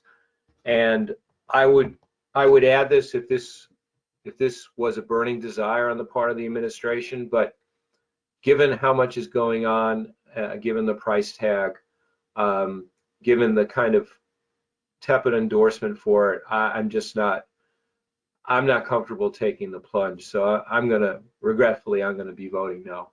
Thank you. All right, any further questions or comments? All right, it seems like this is not happening, but I'd like to make a few comments just for the big picture of things. Because, first I agree with everything Councilor Scott said on this item, so I won't repeat any of that. But one of the things I think is interesting in my time on the council is how often I feel guilted or pressure into taking people's land by eminent domain. Like the idea of not taking people's land is somehow like a bad thing, and you should feel bad about not seizing people's land by eminent domain. I take it very seriously, taking someone's private property and making it city property. And that's a very big responsibility of this council and of the city. And lots of times it's for the greater good, but sometimes it's not. I think we need a good reason for taking it. I remember, we took the Armory. I felt really bad taking that property from a family that has contributed to this community for decades and wanted to keep contributing to the community. And I felt a little pressure, a little bit of guilt for having those feelings at all. I ultimately voted in favor of it because I was convinced that it was for the greater good. And I'm not really convinced that this is for the greater good right here. It seems like, from everything I've heard, listening to this conversation, it just seems like some really influential neighbors just didn't like the project and found every reason imaginable to make this not happen, to make the private property owner not able to develop his property. And the city jumped through a bunch of hoops for these people. And now we came up with this scheme to make it affordable housing, and all of a sudden, we're not getting phone calls about this. So I think the fact that, people made an affordable housing issue, I don't think that was a real issue. I think it was that people just didn't want to see this project happen. In the past, we've had categories or conditions for seizing things by eminent domain. Public blight is one of them, and public use is another. These may be legally not as rigid for taking this property, but I take that very seriously, blight as a condition, and we have many blighted properties in the city that I would love to seize by eminent domain. And the public use just seems to be like an afterthought, like we figured this out afterwards. This is a good reason to take this property and hold it up. We have on this property a property owner who's actually willing to do something with his land. And in my neighborhood, I don't have that. I have 4 or 5 properties that the developer is just sitting on, doing nothing, causing serious damage to the community, to the streetscape, all these issues that are just not being addressed. And if the city would like to seize some properties by eminent domain and build affordable housing, I can give you a list. I have those properties, and I'd be more than happy to seize them by eminent domain. This one, I just feel like it doesn't have a plan, and the intentions aren't as altruistic as I think. So I'll be voting against this as well. So seeing no further comment, we do have 2 items to take up in a roll call. One is the taking, the other is a bond. They both require a 2/3 vote. And if we don't approve one, there's no point in approving the other. So I will like to make the motion to take up both items at the same time and do a roll call vote on these items. Seeing no discussion, Madam Clerk, please call the roll. Yes, so this will be on item 211364, the order of taking, and also 211373, the bond. Councilor Niedergang. No. Councilor White. No. Counselor Ballantyne. No. Counselor Ewan-Campen is recused. Counselor Davis. Nope. Counselor Strezzo. Yes. Counselor Klingon. No. Counselor Mba. No. Counselor Scott. No. Counselor Rossetti. No. And Counselor McLaughlin. No. We have 1 counselor in favor, 9 opposed, and 1 recused. That item is not approved. Okay, and was that the one item or both items there? It was both items. I did say that at the beginning, just not at the end. Okay, thank you. Okay, so moving on, we now have the GLX elevator items before us. This is item L, M, and N. Is there anyone on the council who would like to address these issues before we proceed? Or anyone from the city? Or do we have a motion to approve? Oh, Mr. President, Councilor, who's that? this is Counselor Ewan-Campen. Councilor Ewan-Campen. I was hoping that someone, maybe the chair of finance or Director Raish, could tell us a bit about the, I'm sorry, we're on the elevator, correct? Yes, we're on the elevators. Elevator. Yes, I have some thoughts on this, but I just love to hear a little bit of detail. All right, I see Councilor Scott popped up. Do you want to address? Yeah, my apologies. I was slow on the draw there. Happens to all of us at some point. So the taking item or the elevator item had a significant discussion. I would recommend that people take a look at the presentation that was made there because it is a very elegant structure. But this is an external elevator on the back side of the high school. The fundamental problem is that we have a T station which is accessible by the MBTA's definition in that you can roll off the platform, you can get to the platform from the street directly in front of it. However, in order to actually get to the high school or city hall, you can't just take the sidewalk. It's far too steep, even for a motorized wheelchair. And the accessible route, which is at an ADA approved grade, is a almost laughable series of switchbacks. I didn't measure the whole distance, but it might be a mile. I mean, it is a really long series of switchbacks. It looks like a maze. So that's not anybody's definition of accessibility, and it's understood that we should do better.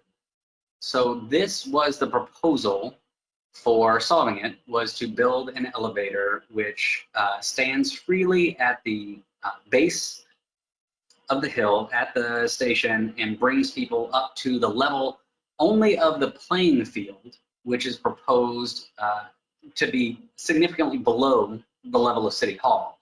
It was then later anticipated that another elevator would be built into the old high school, the 1893 building, at a future date at extra cost to bring people up from the level of the playing field another several stories up to the level of the city hall and the high school.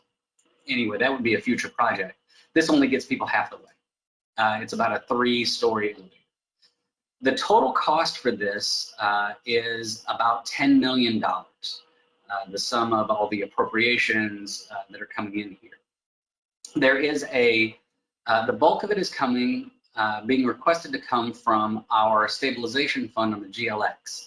When we made a $50 million commitment to the state, we set aside a stabilization fund of about $7.5 million to pay the interest on the bonds that we would need to secure to bribe the state $50 million to build the GLX. We obviously don't need those interest payments anymore, the balance of those interest payments anymore. So that would fund a great deal of this. The discussion in the committee had a lot to do with how that cost breakdown works out. The city is encouraging us to do this now because they feel time is of the essence. We do have Suffolk under construction contract already, and adding this to their contract, to their scope, would allow them to continue this work while they are on site, as opposed to putting out a separate bid and doing a later process. Their fee for the project would be $1.5 million of the roughly $10 million construction costs. The elevator itself inside this large structure that has to be built to house a freestanding. Basically, an elevator needs a building. So you got to build a building, and then you got to put an elevator inside. The elevator equipment inside is only about 1.1 million. The remainder of the 10 million is the building that it sits inside, which houses nothing but an elevator, and the fees to build it. There was discussion about the need to have a parking garage on the site, and the previous plans, which had included a parking garage before it was eliminated. We didn't have clarity. There were recollections that it was quoted out at $15 million, and that's why it was cut from the project. There were also recollections that it was closer to $30 million. Nobody in the committee meeting had a clear document to cite about how much the scope of the project was reduced when the administration chose not to pursue a parking garage on the site. Either way, $10 million is a shockingly large fraction of that for a parking garage that presumably would have included an elevator to duplicate this function. There was discussion in the committee meeting about whether or not we could revisit the question of the design of the field level. Because again, this elevator that's being proposed does not actually bring people all the way up to City Hall Plaza. It does not solve our problem. Any solution to this problem is also going to have to require a second elevator on the backside of another building to bring people from field level up to City Hall Plaza level. The discussion, I will leave Director Raish to answer the questions about delays, but there are concerns about the GLX needing to re-engineer their retaining wall. He projected it might be a 12-month exercise there if we do require them to go back to the drawing board and modify the retaining wall that's there so that we could build a parking deck underneath the field and incorporate an elevator instead of this freestanding elevator proposal. So that's the best summary I can do off the top of my head without injecting any of my own personal commentary into it, and I will leave it to my colleagues to discuss. Thank you. Mr. President, through you, thank you very much to Chair Scott. That's all consistent with my recollection as well. And so I just want to, so tonight, as the Chair just said, somewhere between 15 million and 30 million was the cost of this parking garage, which was deemed too expensive. Now we're at a point where we're going to pay $10 million just for the elevator part of what would have been included in that parking garage. And the field itself is delayed due to the asbestos that we heard about from Councilor Rossetti. And by the way, thank you very much for that sad update on the finances of that project. It just seems to me, I mean, let me be clear. I advocated very strongly for the elevator. There is no way that I'm not going to support an elevator being at this location. It's 100% essential. I'm totally in favor of that. It just seems like we've just been dragging ourselves through this parking issue with no real solutions proposed. I don't know how many times myself and other colleagues have brought this up, and we don't need to do it again tonight. But we found ourselves in a position now where we're paying the lion's share of that amount anyway, just for an elevator. This seems like the perfect opportunity for us to take the time to look at putting the parking garage back under the field. It just seems like a no-brainer. We're trying to install protected bike lanes in both directions on Highland, which will have parking implications. We are constantly hearing about parking, not just for teachers, but also for the library. They're just, I am not someone who is advocating for parking garages around the city by any means. This just seems like a place where the neighborhood around the high school, it's the #1 issue I hear about these days is that anyone, if you take your kid to daycare in the morning, if you live anywhere near the high school, by the time you get back, there's no place to park because the teachers have to park there. So my inclination on this is to table it until we can get a more detailed update from the administration on, okay, maybe we need to re-engineer the retaining wall. I don't, you know, I'm kind of hearing this all secondhand. I've read the committee report, but it seems to me this is the opportunity. We've dragged ourselves along this far. And now let's take a serious look on how much it would actually cost to put that in. Thank you. Councilor Davis. Thank you, Mr. President. Councilor Ewan-Campen hit the exact topic I wanted to address. I'll add a few bits of color. I have heard from students at the high school of class time being used for things that the teacher had intended to do before school, but they can't park because there's no parking. Anyone who's followed any of this knows exactly where I stand, and I'm biting my tongue and trying to keep my comments appropriate. But as Councilor Euan-Campbell said, we've put ourselves in this position through a series of decisions with which I did not agree, and which I think were colossally poorly thought through. In my mind, there is no universe in which a $10 million elevator gets built unless it's in a parking garage under the field or whatever. But I will not support this. It's ridiculous. We've been screaming about this, Councilor Rossetti and myself in particular, with the more thoughtful and appropriate tone of Councilor Euan-Campbell and others. This was a huge mistake. There is time to fix it. The circumstances have presented themselves to fix it, so fix it. I will absolutely not support a $10 million standalone elevator, which frankly will probably be broken half of the time. And when we could fix another significant problem for which we have absolutely no solution right now. And if anyone tells you anything differently, I won't believe it, because we've heard just nothing since the parking for faculty and staff at the high school was removed from the plan. I am no supporter of using public resources and space to store private vehicles, but I think in the interim and in particular scenarios like a high school, a parking garage can have a lot of utility to take private vehicles off of our streets. Those who still do need to have cars, and there are some, and there will be for the next however many years. It's actually a quite efficient way of reclaiming our public space in our streets. And I'll end with what I've said a million times. Teachers and faculty need to park, and in the dead of winter, you can't ask them to be hiking up the street on snow-covered sidewalks, because God forbid we don't get our sidewalks clear either. So that's a whole nother story.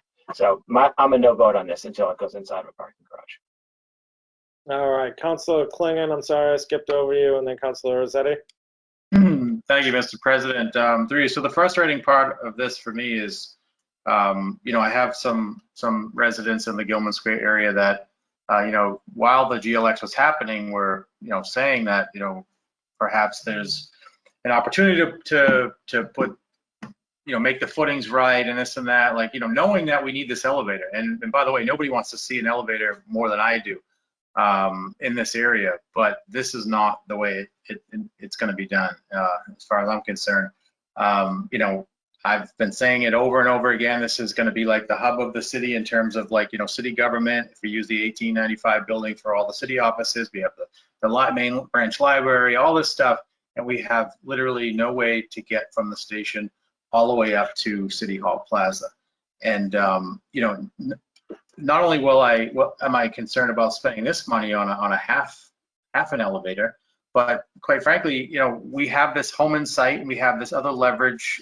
We had this leverage with the Homan site, and we, potentially, we're looking at, doing something with the mobile site. And it's like, my intent was hopefully to see a developer come in and we could hopefully work something out where an elevator would be, built into a project, or and funded by, at least partially by the developer. But hearing this parking lot conversation, this also makes sense to me that if nothing else, I mean, we have an opportunity, we're going to have a turf field, we have an opportunity to put some bit of parking in there to alleviate the problem, the situation with the teachers and with the neighborhoods that we're having. And so I think, all in all, this is not the right time to be appropriating $8 million to a half an elevator. I won't be supporting. Councilor Rossetti. Wow, thank you, Mr. President. this would be amazing to me if before my term expires that we are able to work it out with the administration and ourselves to get what I tried to fight for back in 2015 and 16 before my vote on this project. Thank you to my colleagues. I spent a lot of today talking to different people about this important decision. I spoke with our project manager because I wanted to be reminded by him, the project manager for the high school project. I wanted to be reminded by him if with some of this $250+ million project that's happening for our beautiful new high school is being reimbursed, portions of it, as we know, are being reimbursed through the state. And I couldn't recall in my meetings, as I said, since 2015, if any of the reimbursement was going to be happening for phase 3, which is what is being done now at the field and the dig up of all this asbestos, unfortunately. But pretty much no, it's not. Because my concern was, are we going, if we don't approve the elevator and we take a stand on the parking garage, are we going to be losing some decent money we were receiving from the state?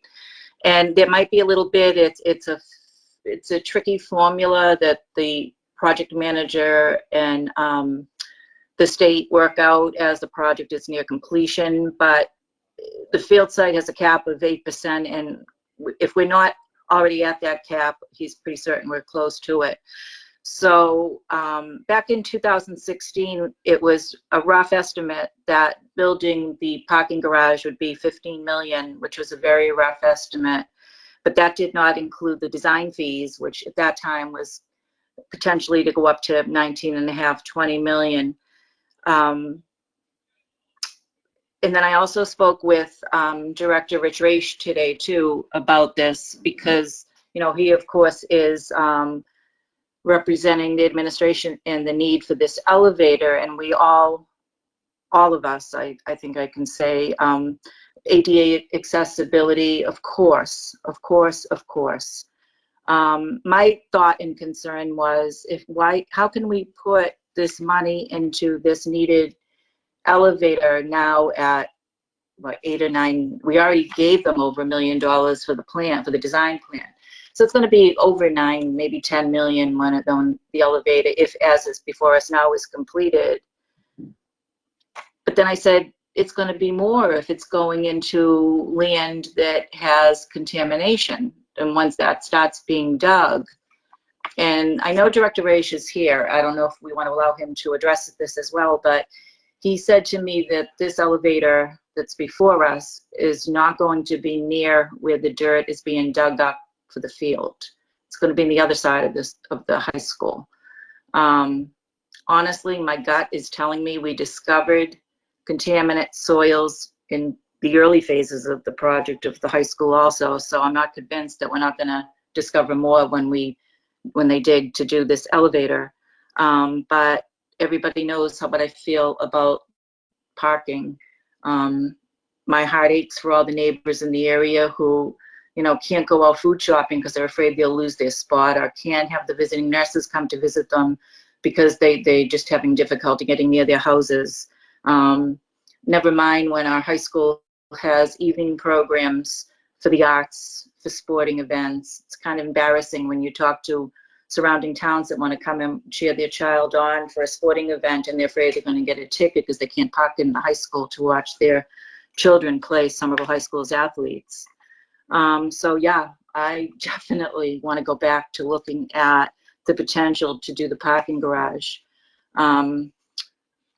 I feel bad about the ADA accessibility and stopping the elevator right now, but because on my high school report earlier where I said we're in a stall right now of 3.5 months with the high school project, if we can work it out that the administration, the school council, the project manager for this school project all sit at a table and have a good, healthy dialogue about this, maybe we can, get to better understanding before December, and not that the feasibility study, there's tons of work. If we're going to go in this direction, just know there's going to be tons of work to be done for a feasibility study, to begin to relook again for the parking and the field on top of the parking.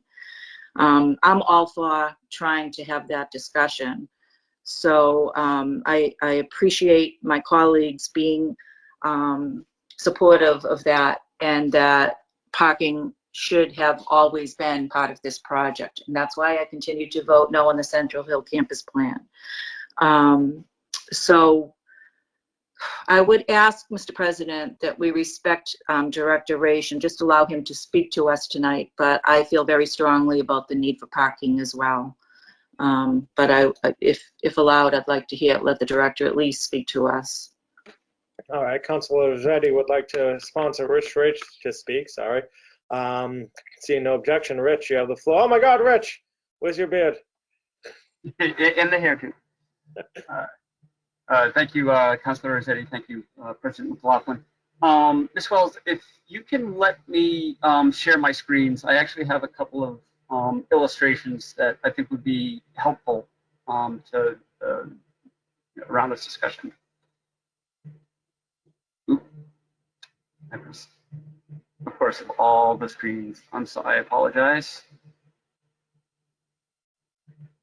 I've got 3 screens, 2 of which would have been illustrative, and that's not what we're on. Okay, here we go. Thank you, Mr. President. I do want to point out that, and I understand why one might want to discuss the parking and this elevator at the same time, but I do want to clear up a little bit of the logistical misconception that they likely would be 2 very different structures anyway. Because this is our camera this is taken at noon today. The GLX community path level, while it's not paved and complete, is essentially at this elevation. And the entrance to the station is at this location. And the elevator that we're proposing comes from a sky bridge off of this already built retaining wall to a location that is out here. This black temporary retaining wall, that is only temporary, but our permanent retaining wall follows a similar line. It cuts in closer to City Hall than tailing out here, but in the area of the elevator, it's essentially the same location. The area that we're currently cutting down for the field is up here. It's currently under the tarps, as Councilor Rossetti highlighted. We've got asbestos-containing material, and our export of that is temporarily shut down. But essentially, this is the soil that we're removing, cutting down to an elevation closer to here. There's a retaining wall. It gets pretty much down to this same elevation where the top of this wall is. So if you can imagine that all getting leveled out. And that's the concept for the field. There is then, a large retaining wall that goes in behind the 1895 building and a slope down from City Hall to that field level. And the concepts for the field over parking deck were more that the field would be up at a higher location like this, and that the parking would be down at this more, what is ultimately the field level. There would be some excavation for subterranean parking, but it's at a location that is further south from where the elevator is. So I'll bring up. So this illustration of the layout, so you can see that the elevator sits out here, a good 40 feet proud of where the field elevation is. And also, this is that retaining wall, again, that black temporary retaining wall is essentially in that same location right now. And you can see that even the base of that retaining wall is still a good 13 feet higher in elevation than the track level. So all that's to say that, a building, even if we had the inclination and the funding to build a parking deck, a parking structure here with the field on top of it, it wouldn't necessarily solve entirely that problem of getting down to that 50 elevation. We would either still have to have an elevator that stood proud of it, or cut down even more into this problematic slope and get down that extra 13 feet. So I do want to sort of make that point that the accessibility and the parking might not be a simultaneous solution. I also, and Director Poroikos is here, there is the acknowledgement that parking remains to be a problem here, and there is the hope that the negotiations on the Homan site and other Gilman Square development can solve that parking deficit. And that this location on Central Hill, as we've already tried to work through it, is a very problematic site. We have the asbestos to contend with. Underneath that is glacial till, which will make it very difficult digging. And then on top of that is the fact that this GLX retaining wall sits on tiebacks that go all the way through here. And then if we were to do any excavation or structure on top of that, would necessitate re-engineering of the GLX wall. That would be at least 1 year's planning between our engineers and MBTA's engineers to even ascertain the feasibility and the costs, which at this point would be well north of $50 million. And the thought that Director Poroikos and I have is that a per space parking solution would be much more cost effective at Homans and Gilman Square than in this very problematic location on Central Hill. And that further exploring this here, in addition to likely leading us down to a position of, fiscal infeasibility, even if it is technically possible, at a minimum, it would delay the opening of the field and, frankly, fire access to the backside of an occupied high school for an extended period of time. So essentially, the administration's position remains unchanged regarding parking on the Hill, and that the accessibility issue really is separate and, whilst admittedly extremely expensive, a priority of the administration. All right, thank you. Mr. Poroikos is asked to speak as well, and I will sponsor him to speak very quickly. I would like to get to a decision, even if that decision is no decision soon. So let's everyone just keep that in mind. I'll have Mr. Poroikos, then Councilor Niedergang, and Councilor Davis. I will try my best to be brief. I don't know if it's possible for Mr. Raich to put that picture back up that he had up a moment ago, because I think it's actually helpful when you look at this situation as it stands. But I want to go back very quickly to kind of the planning discussions of this. We were doing the high school. The high school, it was very expensive. Now that Lowell is doing theirs is more expensive. So I can't say it's the most expensive in the state, but it was a very expensive project. And the relative cost of the parking was quite shocking to us at the time. And by us, I mean the administration, the school building committee. There was a lot of discussion about it. To be fair, Councilor Rossetti was most concerned about making sure we serve the teachers and address the neighborhoods. I think Councilor Klingon and Councilor Unenkampen have represented those positions well as it relates to their constituents in this district. But we do focus ourselves and our attitudes in the city on trying to build a walkable, bikeable future, while at the same time knowing that people have to drive and get where they're going to go in some circumstances. So we're always trying to look at those parking ratios, kind of how we can utilize the parking supply we have as best possible, which is something we've tried to do with the neighborhood parking spaces, although we understand it is difficult. I understand the situation myself. I am one of the staff people who drives to City Hall in the days that I come, and I've gotten pretty good at determining that I just have to park 3 blocks away to get there, but my arrival time is different than teachers' arrival time, so I can't reflect on what that situation is. I think what I want to focus on, though, is the relative options available to us should we make the determination that providing more parking for the complex here makes sense. And I think when you look at those relative options, placing the parking under the playfield still becomes the most expensive, the most complex, the most difficult enough that it is reasonable to eliminate it when you look at it versus the alternatives. The most significant alternative, and Councillor Klingon was touching on the public-private partnerships that we could do at the Homans building, is potentially digging a couple levels down at the Homans building site and building more layers of parking underneath whatever gets built there, including the building, the green space, or whatever else it may be. I don't think a developer is going to pay every penny of that, but I think on a per space basis, it is likely to be quite a bit cheaper than building under the field.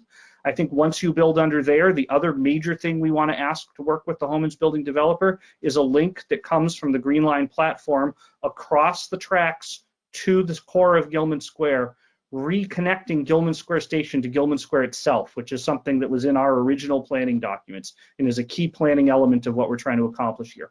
Once you've done that, you have access from parking under the Homans building up into that overpass, straight over the tracks, past the station, and keep going over the other set of tracks where you end up right at the base of this here elevator that we were proposing to build. You come up that elevator onto that platform, and for a teacher, they can get right into the high school from that point. So the ability for faculty and staff at the high school to have short, close by access to parking. I think we can do a full study, but I think what the full study would conclude is the most financially feasible and logical at this point is to do it as a part of a public-private partnership in the core of Gilman Square rather than trying to build under this field.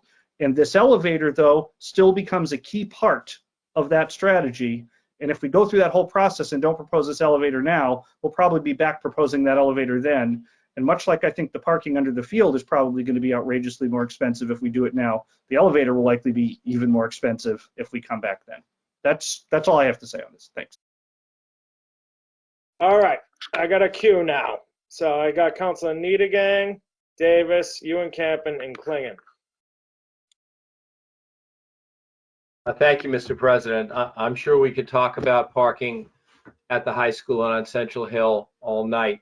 So I'll try to be brief. I am perhaps the only counselor who thinks that the mayor's decision to cancel that parking garage was the right decision. I think it will be a white elephant in 10 or 20 years when not as many people are driving. I think that it would not be heavily used much of the year, given that the city would have had to pay for the whole thing itself rather than getting a big portion of the funds from the state like we did for the rest of the high school. I think it was the right decision to cancel it. At the time, I thought that something could be worked out, some kind of private-public partnership in Gilman Square, some kind of temporary solution, and obviously the administration has not done that, and I understand that everybody is angry about that, and there does need to be a parking solution for people. That's undoubtedly clear. But I think the solution that Mr. Proakis is talking about, something down in Gilman Square, makes more sense, something that is not exclusively the city's, so that we don't have to fund the whole thing. And I'm not going to be voting for this elevator. I just don't think it makes sense. I think councilors have made many good points about that. You know, this is probably stupid and simple-minded, but I just wonder, wouldn't it be a lot cheaper just to have a van service that runs from the station up to City Hall and the high school, and maybe could go other places as well?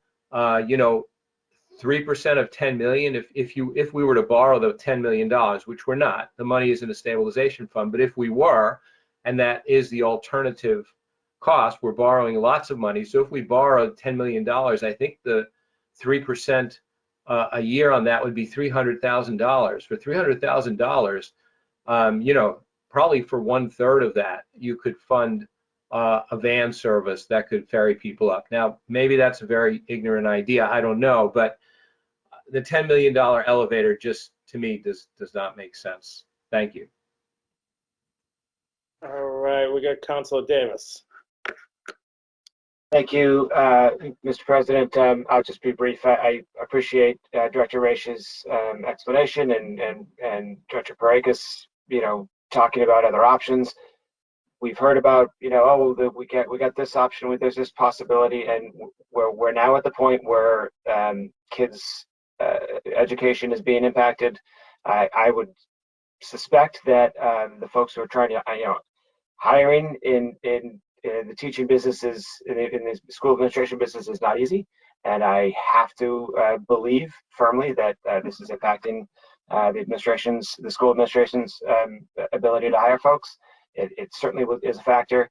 And, and one final point, one of the points that Director Raish made regarding the field location is that below the contaminated soil, there's glacial till, but we're supposed to feel comfortable that no worries down the hill across the tracks, we can dig down and put parking under the Homans building. It's going to be something there too.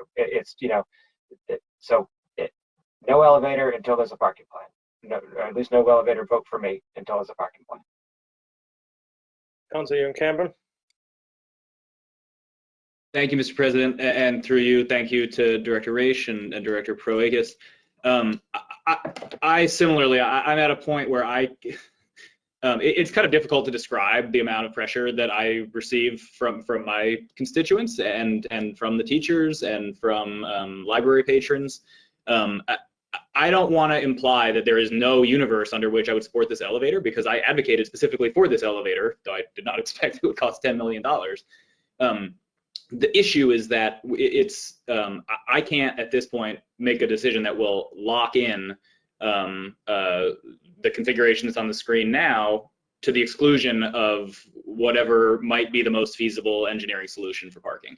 I certainly can't, like, in real time sit here and argue with Director Raish, who knows much more about engineering than me, who knows nothing about it. So what I would like to do is have a meeting myself as the ward counselor, this is in Ward 3, with Director Raish, Director Proakis, whoever needs to be there to help me understand what the actual plan is, because it seems pretty clear from what I'm hearing tonight that there is not going to be sufficient support for this plan until we understand what the plan is for parking. I'm not saying it's a parking garage under the field or bust. That, to me, has always struck me as an idea that makes sense. I'm totally open to whatever the other ideas are, but they can't just be these hand-wavy something down the road. I mean, that now is the time where we're locking in the final configuration.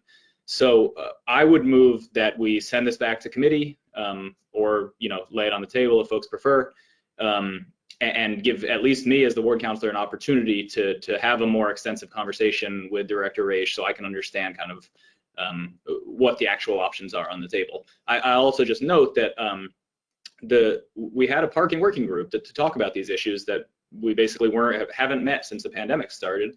I put in an order last several months ago that we restart that. I know that Councilor Niedergang discussed it in traffic and parking earlier this week. That has not happened yet. So I'm basically in the dark about what the administration's plans are for the parking.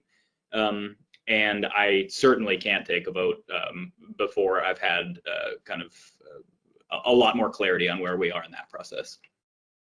And just to be clear, I am motioning to send this back to committee. Okay, thank you. Council, well, on the motion first, well, I do intend on sending it back to committee anyways, but I'd like to give people their chance to speak. Councilor Klingon. Thank you, Mr. President. Through you, I just want to be clear. I felt like Ms. Proakis misrepresented what I was saying. What I was saying was I was hoping that whatever happened at the Homans site would end up with the result of a developer paying for an elevator to get up. I wasn't talking about putting parking under the Homans building. I understand that's not my ward. That's Councilor Campen's ward, but to me, parking under the field makes the most sense. I wasn't even, when I first saw this, I wasn't even getting into it about the parking as much as just the fact that I'd like to see us try to make a solution where the elevator does go all the way from the station, and it is internal, so that, like Councilor Davis said, it won't be breaking down every other day, and that it goes direct from the station directly to City Hall Plaza. I mean, that to me, I know, I understand, I'm not an engineer either, and but I want to figure out a way to make that happen, or at least closest to it as we can get, because for me, that's really the only solution to this ADA problem and to this problem of accessibility, getting people from the station to City Hall Plaza. So, but I want to make it clear that I don't support. I'd like to know more. This is news to me also, that the city has a plan and talking about parking under Homans. I haven't heard that before. So that's all. Thank you. Council White on the motion. Thank you, Mr. President. I'm going to be supporting Councilor Campion's motion. And when it goes back to committee, one of the things I'm going to request that Mr. Proakis provide us is basically what power does the city council have over the Holman site? Because I'm going back in my memory banks, and I believe that was, I'm trying to remember if it was taken by the T, so, and what the agreement was with the T and the city once the construction is done and it's turned back over to the city. So essentially, I want to see if we do have, as a city council, the ability to control what happens to that site. So we would play a role in that if, in fact, that's going to be proposed as a partial or an alternative solution for parking on the site. Because, you know, moving forward in the future, I want to, again, I always get the concern when plans are put about, but yet if the city council doesn't have the ultimate vote to make sure that what's proposed now is actually adopted in the future. So I'd like to spend some time on that in committee, and if there are any documents that show what's going to happen to the Holman's building site once the construction is over and it's turned back to the city, I would appreciate having that in advance of the committee meeting. All right, very good. Any further comments before I comment and then send this back to committee? Councilor Barr. Yeah, thank you, President. I just want to lend my voice to that. I support the good councilor from Ward 3's motion. I've attended meetings with him too, you know. It's really, it sounds like a road rage, you know, with people fuming about like the no parking and the congestion and the traffic, and then talk less of the teachers. I've also heard from a significant amount of them as well. So it's good that we look at this thing, you know, in its entirety to take care of the parking needs. Thank you. All right. Any further comment? Mr. President, may I ask just very briefly? Yes. Thank you. I had the floor when I asked to allow Mr. Raish to speak, but I just want to, through you, thank my colleagues. I'm going to sleep very peacefully tonight. Thank you all. All right. So I just want to add a few comments real quick. And I first want to say that as long as this conversation has been, this is how I'd prefer things to work in terms of having regular committee meetings and then having full council discuss important items. So good job, everybody, for taking care of this in committee and then having a more thorough conversation here. I will refer it back to committee so that we can get to the bottom of this. I'm going to refer it back to committee, but I honestly don't think it's going to change anything. I think the ship has sailed on parking at the high school, as much as I hate to say it. And you're hearing that the Holman's building is an option doesn't suffice to me because the problem exists now, the high school exists now. And if we were thinking about this problem, we would have found a way to address it by now. So I don't know what the current administration's plans is with this, but the next mayor of Somerville is in this meeting right now. So maybe this is a January problem for the next mayor to take up and try to crack this egg in a way that no one has been able to thus far.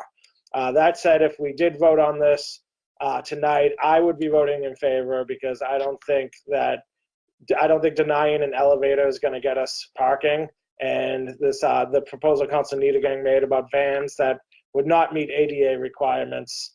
And I think we're conflating two separate issues. I respect the issue about parking, and I wish that we all had the foresight to think about this before. But I don't think denying one is getting to the other. But I'm happy to refer it back to committee, and maybe the next mayor of Somerville will find a way to deal with this. So these items, L, M, and N, I'm referring back to the Finance Committee. And on the Councilor Scott, did you have a comment? I just wanted to say I'll be happy to take it back in committee.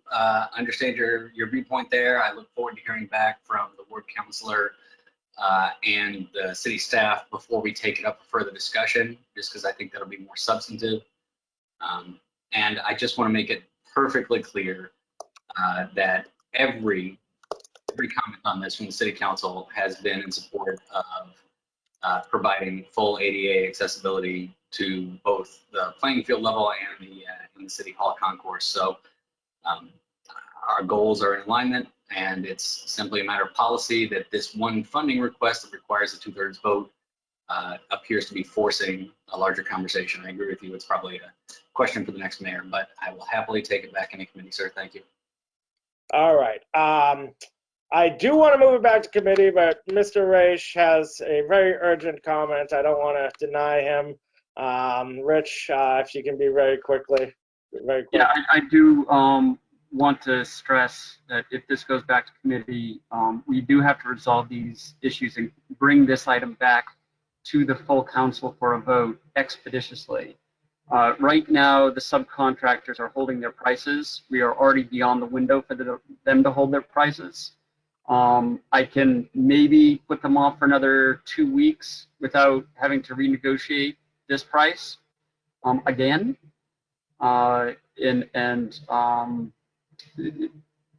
which point an inaction would essentially put us in the position where we have to give Suffolk the direction that we're not moving forward with the elevator, and would negate the ability to build it now. So I just, we don't have a lot of time to debate this. Okay. And moreover, I don't see a unified engineering solution where we can integrate parking and accessibility, particularly the concourse level. Okay. Well, I do think if we voted on this tonight, this is not going to happen. So it's better to delay than to not have it happen at all.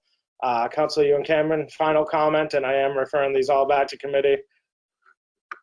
Thank you, Mr. President. Through you, I just wanted to say I've already sent a scheduling email to Director Raish and Director Proakis. I'm happy to meet and discuss this as expeditiously as possible. And what I'll be looking for is some concrete solutions around parking that can accompany this discussion. Okay, thank you. All right, so these 3 items are referred to committee. The time now is 9:36. I'm going to call a 5-minute recess, and we will come back at let's say 9:42, 6-minute recess.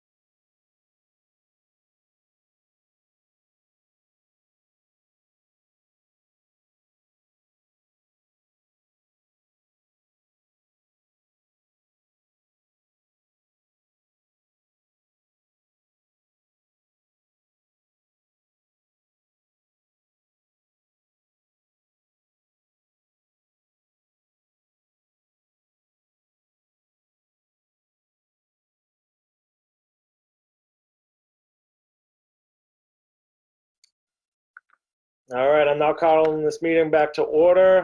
Madam Clerk, can you please call the roll to establish a quorum? Yes, indeed. This is roll call, and my screen is frozen. 1 second on that. Thank you. This is roll call. Counselor Niedergang. Here. Counselor White. Here. Counselor Ballantyne. Present. Counselor Ewan-Campen. Here. Counselor Davis. Here. Counselor Strezzo. Here. Counselor Klingon. Present. Counselor Mba. Present. Counselor Scott. Present. Counselor Rossetti.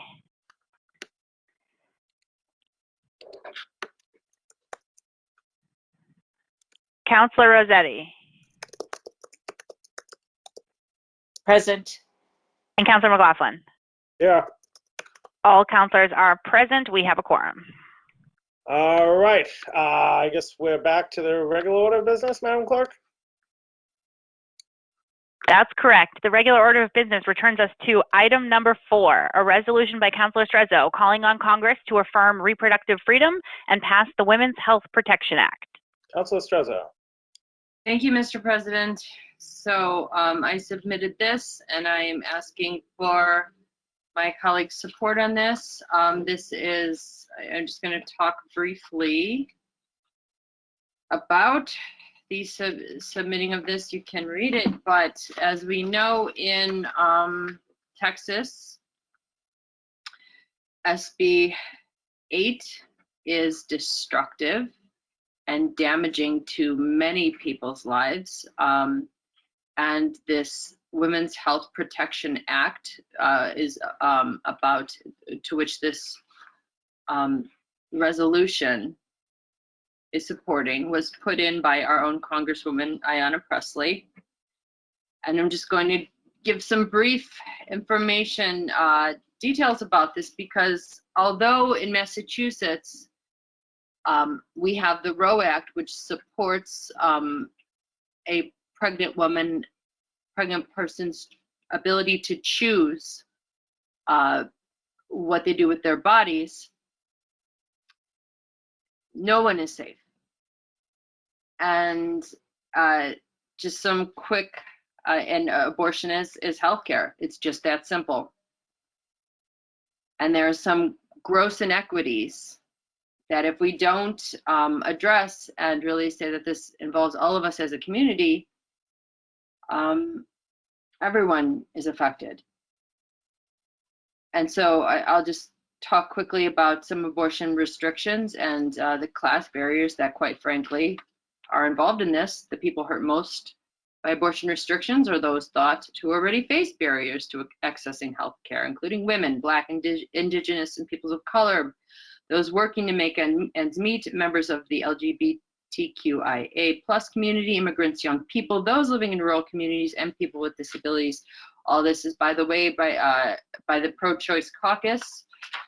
The impact is devastating.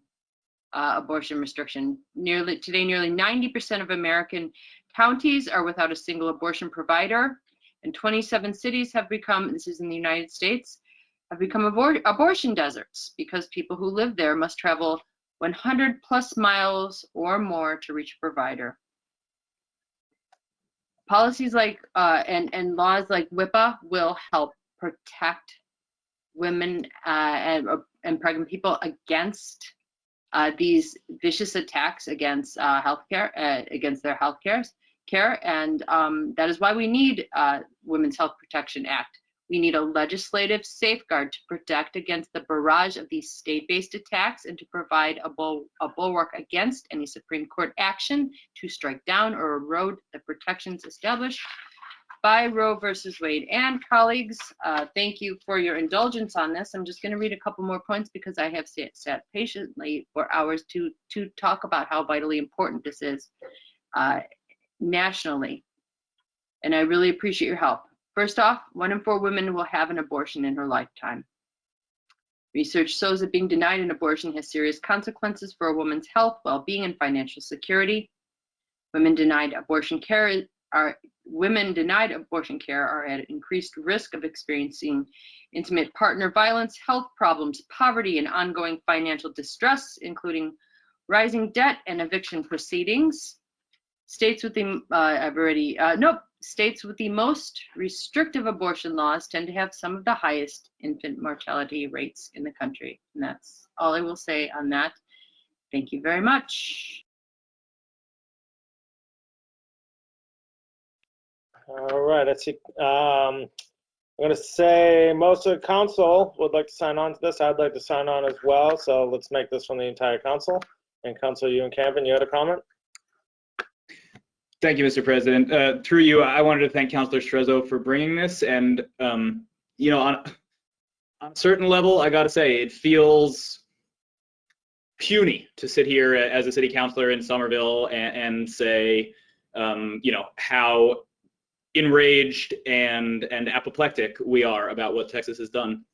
On the other hand, I just have to say that one of the things that has been so horrifying and disturbing since the Supreme Court made this decision has been kind of the silence that I've seen from so much of the political establishment in this country, that we basically had a midnight ruling on the shadow dock of the Supreme Court that functionally overrules Roe. There is no right to abortion in Texas anymore, and we know that lots of states are following in their footsteps now. And so even though, you know, here I am, a city councilor in Somerville, right, where I think these views are shared extremely widely, I think it is incredibly important that we use the voice we have, which is resolutions like this. And so I'm thankful to Councilor Strezzo for bringing this in, and I'm very thankful to Congresswoman Presley for the work that she's doing on this legislative solution. And I just want us all to this has been the flagship issue of abortion rights, reproductive health for decades, and we just saw it gutted at midnight on the shadow docket by the Supreme Court, and it bears every government body across the country doing whatever we can. So, thank you. Councilor Strezzo? Thank you, Mr. President. Thank you to my colleague, Councilor Ewan-Campen. My big probing question is to everyone who is upset about this and what's going on in Texas and at a state at a federal level, at a Supreme Court level. What are you going to do about it? What steps, action steps, are you going to take? How are you going to raise your voice? You're outraged, you're upset? How are you going to raise your voice? Thank you. All right, next item. This item's laid on the table for approval as well. And item number 5 is an order by Councilor Strezzo that OSPCD's Housing Stability, and Planning and Zoning staff discuss with the Housing and Community Development Committee potential modifications to the Tier 3 rental ADUs multiplier at 110% AMI for inclusionary units to expand access to inclusionary rental units for lower income residents. Councilor Strezzo. Thank you, Mr. President. I'm not going to go talk too deeply about this, but one thing that has come up repeatedly is the fact that 100% AMI is pretty much market rate, and let's explore this in committee and see if we lower that, and if we can address housing to expand our housing stock of lower income residents. I don't need to go into massive details about that. Let's have a nice conversation. Thank you very much. Thank you. I see Councilor Ballantyne would like to sign on. Any further comment? Hearing none, this item will be laid on the table for approval and referred to Housing and Community Development. And item number 6 is a resolution by Councilor Ewan-Campen that the administration report to this council on the $4.5 million that was approved by this council on November 12th, 2020, and the additional $3 million in CARES Act funding for school reopening. Councilor Ewan-Campen.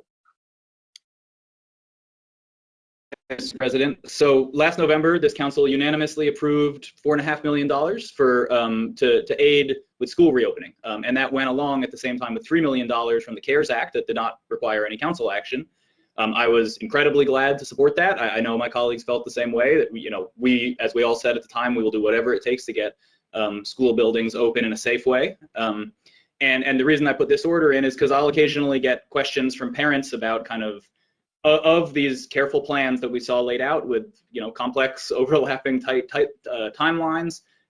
What of that work has been done? How has the money been spent? So this is not, I don't really have this is not a specific aimed at a specific question. This is more just kind of basic oversight. I'd like to get a kind of status on that $7 million, what work has been done, what work remains to be done, or if the money hasn't been spent. And I ask that this be referred to Finance Committee, please.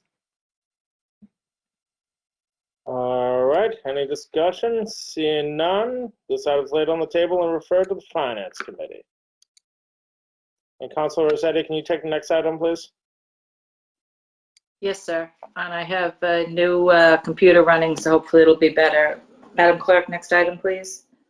The next item is item number 7, an order by Councilor Ewan-Campen that the Chief of Police establish a policy to donate unclaimed bicycles to local nonprofit organizations and/or auction them to the public. Councilor Ewan-Campen. Thank you, Madam President. The reason I put this in, I heard from a constituent last week, wound up with an unclaimed bicycle in her driveway, and the officer who came to collect it told her that basically, ultimately, after a certain period of time, the bike would have to be destroyed, which didn't sound right to her or to me. I've had a good conversation with Chief Femino and with the law department around this. My sense is that that is not the case, in fact, that there are kind of different ways that the city has approached this at different periods, including auctions and selling them to local stores with the money going to the general fund. Basically, I just like to have a little discussion about this. In my opinion, the best outcome would be either an auction, to the public and/or donations to a charity group. It seems to me that both of these are options, and I think have been done at points in the past. But I'd just like to get a clearer sense about how this works. So I'd ask that this go to Housing and Community Development, please. Item is referred to Housing and Community Development, laid on the table for vote later. Madam Clerk. Madam President, I see Councilor Klingon had a comment on the item as well. Thanks for your assistance on that. Thank you, Madam President. Through you. Yeah, thank you for bringing this forward. I'd like to have something a little more uniformed and sort of, down in policy, but I have attended in the past the days where the DPW or the SPD does distribute these bikes to the public for like minimal fees and so on. But I've always had this idea, this dream of getting like Bikes Not Bombs to come and kind of fix up some of these bikes and maybe have just like a community rideshare program, like within, I don't know, within the Mystics or wherever. But I certainly, to your point, I certainly think that we could better manage and better use these abandoned bikes to our community's benefit. So I welcome the conversation. I will hopefully listen in on that committee meeting. Thank you. Thank you, sir. Madam Clerk, next item, then back to the President to continue as chair. The next item will be item number 10, a report of the Committee on Licenses and Permits, meeting on September 22nd, 2021. Councilor White. Thank you, Mr. President. The committee met on the date as indicated with myself presiding and both members, Councilors Mbar and Scott, present and voting. We have a detailed committee report. I'll hit the high points. The city clerk submitted a proposed amendment to our junk dealer ordinance, and Councilor Scott worked in conjunction then with the version that was submitted by the city clerk, basically to, for want of a better term, modernize it, to take into account the fact that we have really a lot of folks who are selling, let's say, prior-owned items, and it's really not junk anymore. So anyway, the committee reviewed that, and all members were in favor of it, so the committee asked that it be approved and then to be enrolled and ordained. There are a couple of submissions by Eversource excuse me for 1 second, to install utility poles. I'm having a bit of a technical problem again tonight.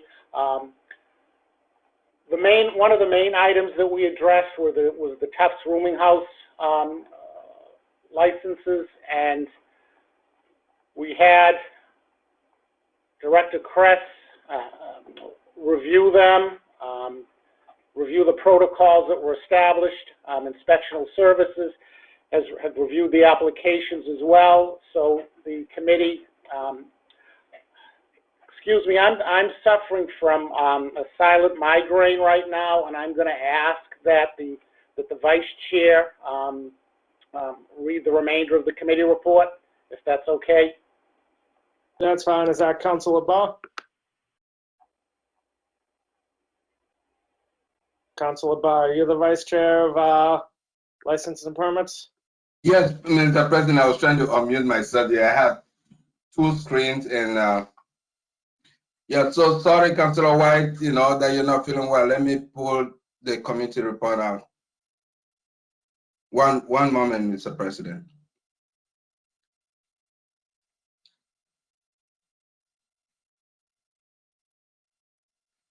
How about we table this item for now, and then Councilor Barr can find it, or Councilor White might feel better.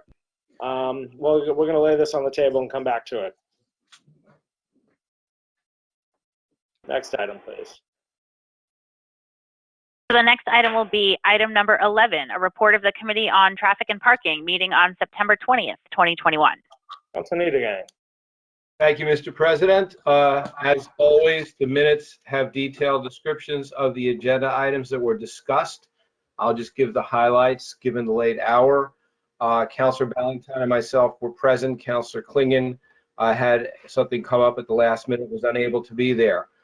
We discussed a number of items, most of them focusing on dangerous street items, but the first item that we discussed was shortages of crossing guards in the city. Deputy Police Chief Ward told us that there are 13 vacancies. It's due to the age of the crossing guards and their concern about COVID. And Councilor Ballantyne confirmed that she had heard that as well from crossing guards. So the Human Resources Department is in the process of doing outreach. Deputy Ward said that they've developed a new recruitment brochure, which is up on the city and police department websites. I said that putting brochures on websites is not exactly outreach, and encouraged Human Resources, police, and the administration to get people out there talking to leaders in the community that these jobs are available and people are needed. Councilor Ballantyne added that it would be important to put this on school websites and in the school newsletter, and we completed that item since we had the discussion.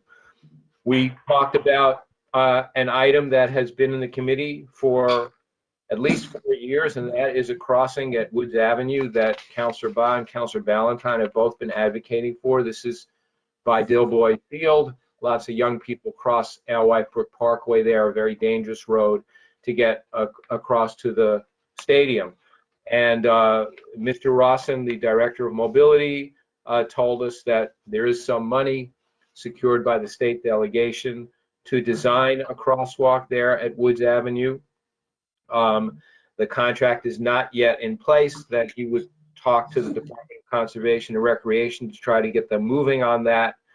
The funding does not include money for implementation to build a crosswalk. It's just for design. Mr. Rawson could not give us a timeline for when the design would be done, but it's clear that this project is not going to happen for 2 years unless something dramatic changes, because it's not likely that even the design would be done until next spring, and then funding would have to be secured. So we left that into committee to continue to beat on it. And this is like so many other traffic problems in the city. It's just really hard to get stuff done. The next item we discussed was the request for neighbors in my ward to have a stop sign on Lowell Street at Albion, where there's been many, many accidents. And Mr. Rawson gave us the good news that the city is looking very seriously at putting some speed humps in there between Highland and Hudson on Lowell Street, and also on the other side of the bridge. There's still some analysis and due diligence that needs to be done, but Mr. Rawson said that he's hopeful that this might be done as early as the fall, but could not this year, but could not promise that it would be done this year. But it does seem that mobility has determined that because of excessive speed on Lowell Street, speed humps are necessary there. We then discussed another dangerous intersection, and that is on Elm and Beach Street by Willow Ave, over near the Cambridge border in Ward 6. Also an item that we've been discussing for 4 years. There's been some improvements made there, namely a bunch of flex posts that simulate a concrete traffic island. It doesn't seem that the traffic island construction is actually coming soon, but Mr. Rawson did say that Beach Street itself is a very wide street that's on the other side of Elm Street, the Cambridge side, that the City of Cambridge is currently working to shorten that distance by reconfiguring it to make a more traditional, shorter intersection. And he said that it's possible that Cambridge may be able to do that this year. Last but not least, we did address this order that was mentioned in our earlier discussion of high school parking. This was submitted by half a dozen counselors, that the director of SPCD reconvene the high school parking working group and provide an update on what is being done to understand and address parking issues for teachers, staff, and residents. Mr. Rawson told us that Mobility is planning a fall 2021 outreach strategy that will include this working group and will include city councilors, that they'll be discussing recent progress and challenges, and that there are some additional new measures that they have to bring to the working group about parking around the high school. He mentioned that the city council had funded Charlie cards for students so that they can take public transportation for free, and also there was grant funding secured to give city staff free Blue Bikes membership so they can use Blue Bikes. And he also mentioned that they've freed up some parking in Gilman Square. Councilor Ballantyne asked if the parking study to develop an accurate database of all parking spaces in the city is complete. Mr. Rawson stated that the work is underway right now on that, and it will include, at the first stage, a digital map for every street in the city and a complete inventory of all the parking spots in the city, including, of course, around the high school. Mr. Rawson concluded the discussion by saying that the new mobility outreach staff, Kate White, will be circulating dates for reconvening the parking working group, the high school parking working group, to the members, and it's an expectation that it will happen this fall. So that completes my report on the Traffic and Parking Committee member, and I ask that it be accepted as offered. Thank you. All right, on the committee report, I have Councilor Strezzo and Councilor Scott. Thank you, Mr. President. Through you to the chair of the committee, Councilor Niedergang, I just had a quick question about the. I had a quick question about the conversation of the crossing guards, and if bathroom use was discussed in committee. And what I mean specifically is I've heard several reports from crossing, those affiliated with crossing guards, with that a lot of the staff of crossing guards are seniors and retired seniors, and that with the COVID restrictions of last year, that was bathroom use accessible to the crossing guards with the shutdown? Thank you, Councilor Strezzo. That's a good point. I was not aware of that concern. Nobody else, Councilor Ballantyne apparently not either, or the administration, so nobody raised it. So I'm sorry, if I had known I would have asked, but it was not discussed. Okay. I can understand as an older person who goes to the bathroom very frequently, that makes complete sense that would be an issue, COVID or not, actually. You might want to file an order just to raise that issue, because we completed that order, and then we could discuss it, in another Traffic and Parking Committee meeting. Thank you, Chair Niedergang. All right, Councilor Scott. Thank you, Mr. President. I just want to extend my thanks to the the chair for putting these various items, especially relevant to Ward 2, on the agenda. I just want to call out in particular the item related to concurrent crossing with leading intervals. And for regular English, for people out there, that is when there's a green light in one direction and you get a walk signal the same way, and then all of a sudden somebody wants to make a right or left turn, is veering into your crosswalk and terrifying you with your stroller or with your 3-year-old holding your hand. This is an issue that is endemic apparently only to Ward 2, because every time I go up the hill towards City Hall, I see every stoplight along Highland Ave is a pedestrian crossing interval. But we have 2 schools and innumerable daycares within the vicinity of these intersections, and it continues to be a practice. I appreciate that the engineering department and our consultant contractor, WSP, is doing another study on these intervals about whether we should keep doing this or whether we should make these intersections safe. But I'm enormously frustrated with it. And to the point that the discussion was had about Beacon and Washington and how we haven't heard a complaint down there for a while, well, there's a reason. It's because over a year ago, almost 2 years ago now, over 100 parents got together a petition with the daycare that's right near the intersection and talked about how dangerous it was. And thanks to the leadership of Councilor Nita Gang and that committee and giving a voice to these members of the community, we got that intersection changed. It's the only one I've been able to get fixed in Ward 2. And so I am hopeful that with his leadership and determination in the remainder of his term here on the City Council, that we will be able to make the rest of these intersections in Ward 2 that have this absolutely hazardous crossing condition get remedied. So thank you for the work on it, and I look forward in the next meeting to bringing a similarly large petition relating to hawk signals. Thank you. All right. Mr. President, could I just make a comment? Sure thing, Councilor Nita Gang. Thank you. Well, thank you to Councilor Scott for those kind words in the comments. And I've just scheduled the next meeting of the Traffic and Parking Committee for Wednesday, October 20th.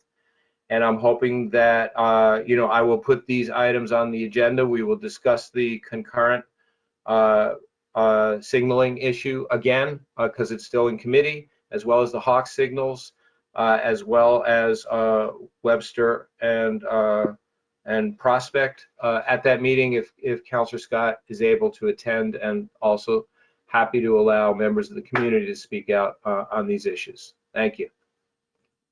We get Councilor Davis and Councilor Ba.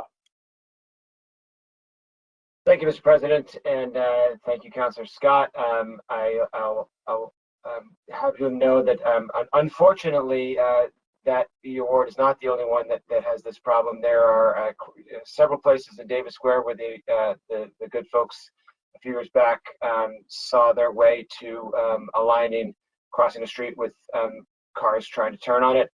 In some cases, just almost comic effect. But I won't get into the details. But I did just last week have yet another complaint of someone whose child in a stroller was almost hit, or not a stroller, just a child who went to cross Dover, was almost hit, but for the good reflexes of a parent with superhuman strength in the moment. Right where someone was actually killed several years ago, or before the concurrent signals were put in. So this is a problem that exists there as well, and I absolutely echo all of your concerns and your well-stated requests to take a very hard look at this approach and preferably do away with it. Thank you. Councilor Ba. Thank you, Mr. President. I'll be brief. I just want to thank, first of all, Councilor Nita Gang for sharing this committee and also putting, important items. You've really been a champion for Safe Street. I guess one thing I just want to underscore is that, reading the report, especially when as it concerns the crosswalk of Woods Ave, same, like this is the same response I've gotten 2 years ago. So nothing has changed. I'll leave it there. Hopefully we'll get something done in due time. Thank you. All right, thank you. Any further discussion? Seeing none, this item's laid on the table for approval. Council White, do you feel ready to do the licenses and permits report? I will try once more. Thank you, Mr. President. Following up on the committee report, item 212368 and following items all related to the renewal of lodging house licenses for Tufts. Councilor Klingon spoke on the item and reported that he had spoken with the interested parties that were involved in the Tufts dining workers issues. That was one of the issues that was presented at the City Council meeting, and that's leading this to go to committee, and so that all parties are now amenable to engaging in future conversations. He's fine with moving the item forward. We then had Mr. Duraco from Tufts basically describe the protocol that they have for students, faculty, and staff with respect to COVID-19, and that the plan had been approved by Doug Kress, the city's Health and Human Services Director. Based on that, I move to approve the item subject to the following condition: that the lodging houses shall operate in a manner designed to provide for the safety of the students and the public in light of COVID-19 pandemic, as determined by the Somerville Board of Health or its authorized agent. This includes, but is not limited to, strict adherence to Tufts University's own testing protocol detailed in the COVID Preparedness Plan Fall 2021. We then had two items that were discussed that sort of went together. It was item 212367, that the directors of OSPC, DISD, and engineering responding to questions posed by the Land Use Committee regarding ADA compliance for outdoor seating, and also item 212359, that the Director of Inspectional Services, the Chair of the Commission for Persons with Disabilities, and the Chair of the Licensing Commission appear before this Council to discuss permitting and enforcement of accessibility concerns related to outdoor dining. And again, the report goes into detail, but essentially, I guess there's 2 points to look at. One is the point in time we're up to today and what had been going on, and there was discussion as far as perhaps the problems that have arisen in the past with regard to enforcement, with regard to the sign-offs, for instance, and the fact that this was sort of done, I hate to use the term on the fly, but it was in an emergency situation, and part of the effort was to get restaurants up and running, and with the seating as an ability to sort of cushion the financial impact. But at the same time, I think it is very fair to say that the committee was concerned to ensure that the disability requirements are enforced. And we then got to the second part of the discussion after sort of looking at the past. Was all right, we've discussed now the past, what about moving forward? And what's going to happen next year is it's going to be approached a little bit differently. It's going to be permanent seating as opposed to now what is temporary. So we've kept this item in committee because we are going to be following up with the progress we hope is going to be made as far as formulating the plan so that ADA conditions are going to be investigated and ensured that first they're taken into account in the initial design, in the initial, I guess, installation, and then following up through the use of these outdoor seatings during the months that they are permitted. And Ms. Dennis, again, expressed her concern going forward, and she wants the administration to realize that the situation as she is presented is about complying with federal law, adding that her concern about the city's expertise with regard to doing that. And again, I stated that this matter will be kept in committee and we'll be following up to make sure there's a good foundation for the seating procedure next year. There's one item in here I understand, it's item 212231, which is basically a request by Eversource to install 116 feet of conduit in Interbelt Road, which Councilor Scott had a concern about. He's done some follow-up, and it's my understanding that the good council is going to make a motion to amend the committee report. So I think I've gone through the items, the main substantive items that were addressed in committee, and then I would move to approve it and recognizing that Councilor Scott is going to move to amend it. Thank you, Mr. President. All right, Councilor White moves to approve the committee report. On that, Councilor Scott. Thank you, Mr. President. Before I get to my amendment, I just want to thank the chair for that recounting and encourage members of the public to watch that video. It was an incredible opportunity to see our indomitable chair of the commission's Commission for People with Disabilities express some of the ongoing problems in the city.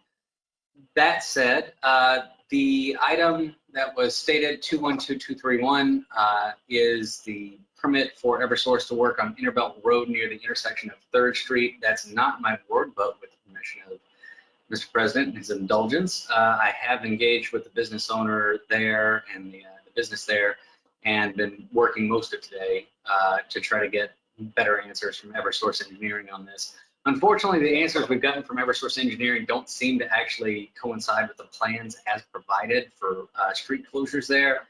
And it is the request of the businesses that will be impacted down there that this work not happen during the daytime. The ward counselor has noted that there are no nearby residential abutters, and so overnight work should not be impactful to folks down there. So the request is that we amend this report to condition this approval to only allow overnight work from the hours of 7 p.m. to 5 a.m. All right, on the motion, any discussion? Seeing none, thank you, Councilor Scott. I support this motion. Interbelt Road is not an area where any residents live, so it makes a lot of sense to do night work there. It won't be bothering anybody.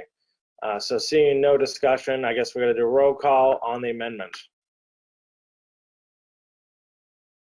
On the amendment to condition that item, Councilor Niedergang. Yes. Councilor White. Yes. Councilor Valentine. Yes. Councilor Ewan-Campen. Yes. Councilor Davis. Yes. Councilor Strezzo. Yes. Councilor Klingon. Yes. Councilor Mba. Yes. Councilor Scott. Yes. Councilor Rossetti. Yes. And Councilor McLaughlin. Yes. All councilors are in favor. That item and report are amended accordingly. Very good. So this committee report will be laid on the table for approval. Councilor White, did you still want to discuss the public safety, the high school building committee report?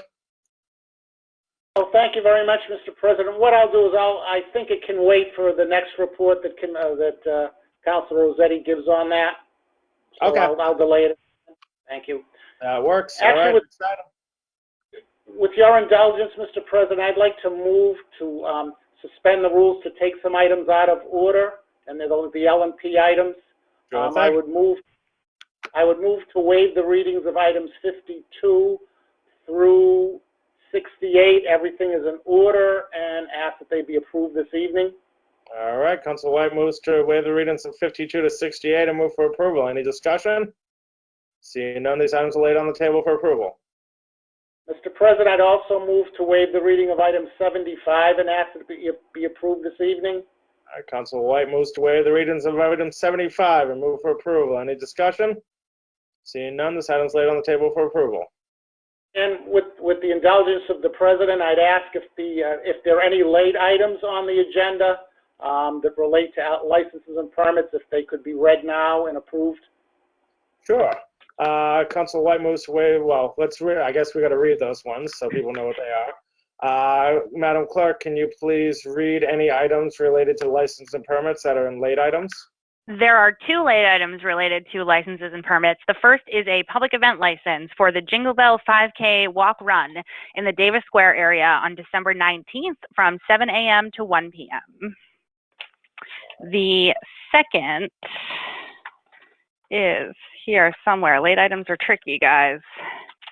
I got real paper here. The second is a public event license for a Josephine Ave block party on Josephine Ave from Kidder to Morrison, October 2nd from 1:30 p.m. to 4:30 p.m. All right, any discussion on these items? Councilor Davis. Thank you, Mr. President. Thank you, Madam Clerk. Regarding the first item, the Jingle Bell Run, does that item have all the requisite sign-offs from various administration and public safety? It does, yes. Okay, very good. Thank you.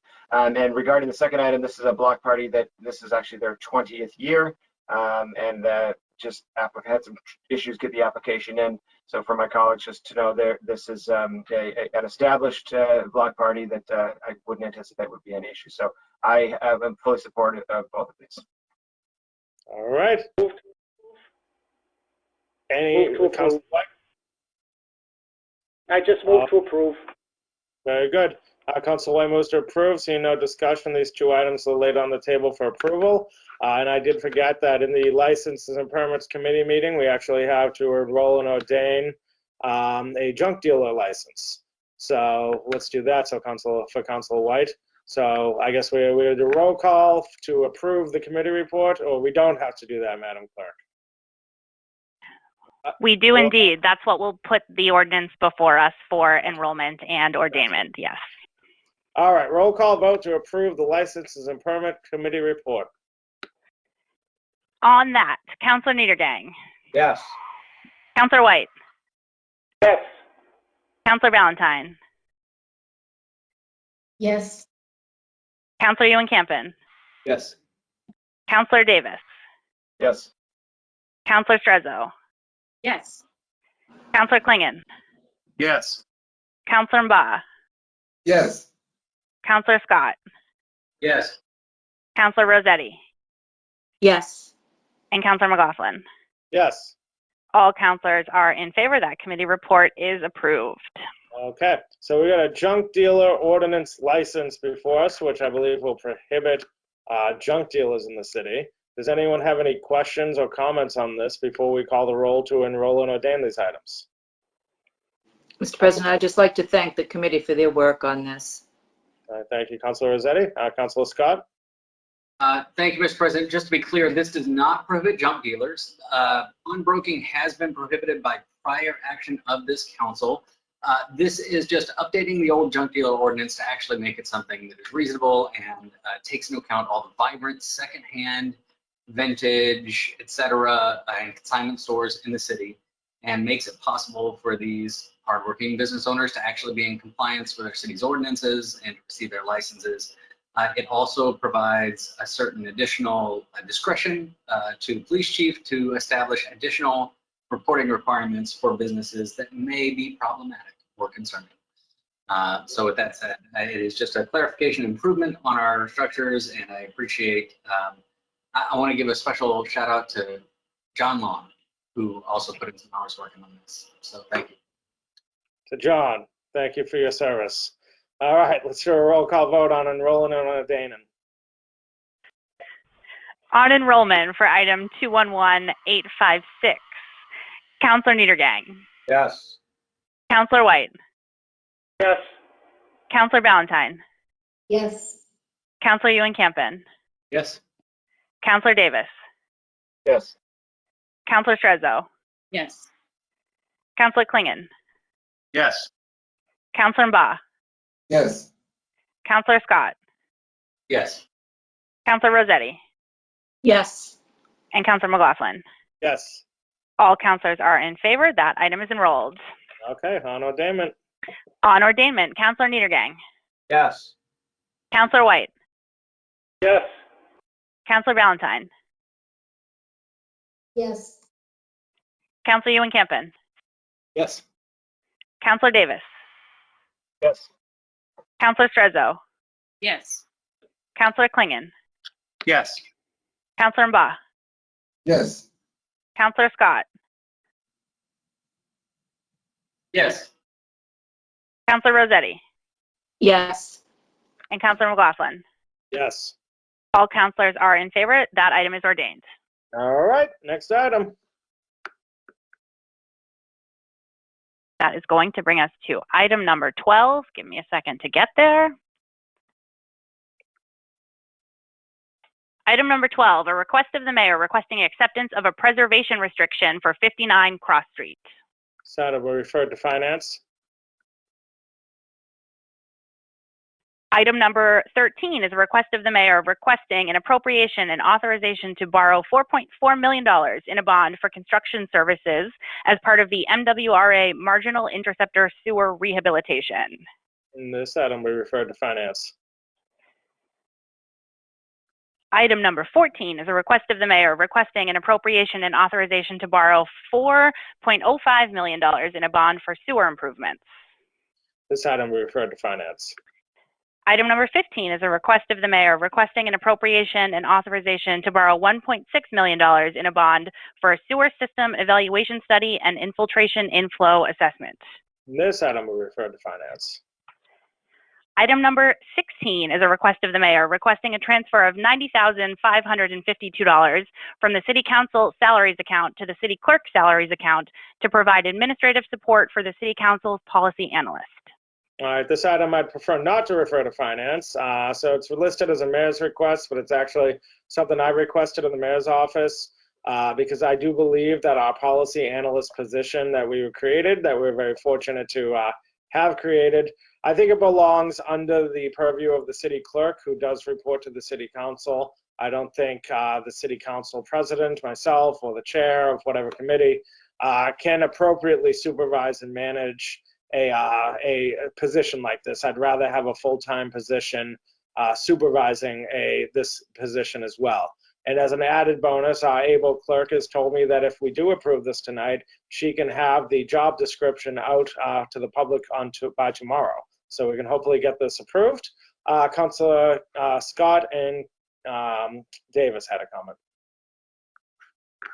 Thank you for the explanation of this, Mr. President. I can appreciate that. I would also just like to point out that it would be my fervent hope that in the near future, the job of city councilor would be a full-time position, even though I certainly count on our city clerk to be able to ably supervise this position and definitely want it filled as soon as possible.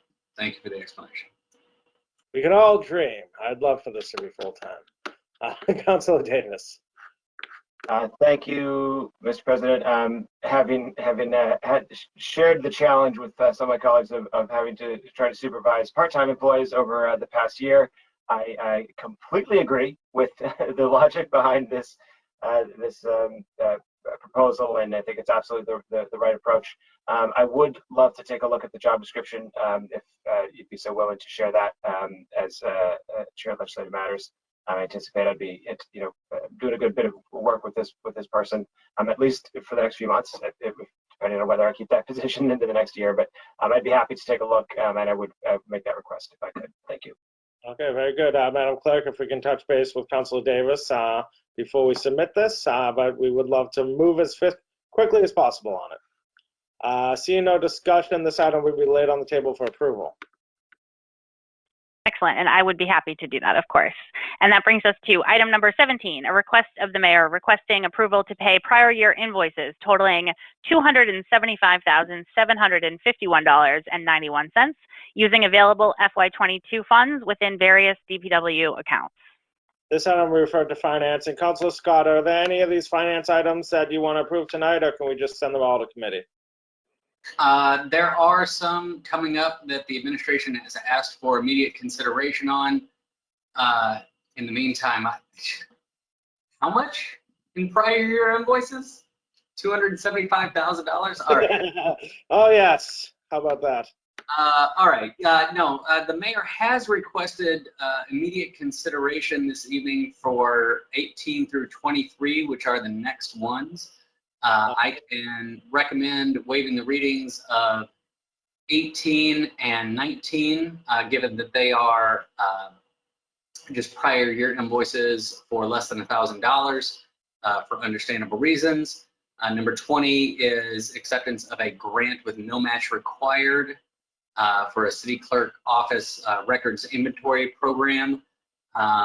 Number 21 for an extension, a no cost extension of the Blessing the Bay Park revitalization contract for 1 year, and extending the contract with the Friends of the Growing Center. This is on Vinyl Ave, is number 22 until June 30th, 2022.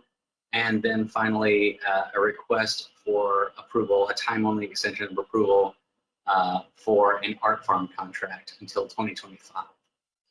So this would be, I would request that 18 through 23 be waived the readings and accepted this evening. Okay, Council Scott moves to waive the readings of 18 and 23 and move for approval. Any discussion? Seeing none, these items will be laid on the table for approval. And that is going to bring us to item number 49. Give me a second to get there on the screen. Communication from the Chief Assessor requesting approval to retain outside legal counsel for appellate tax board settlement matters. This item will be referred to Finance.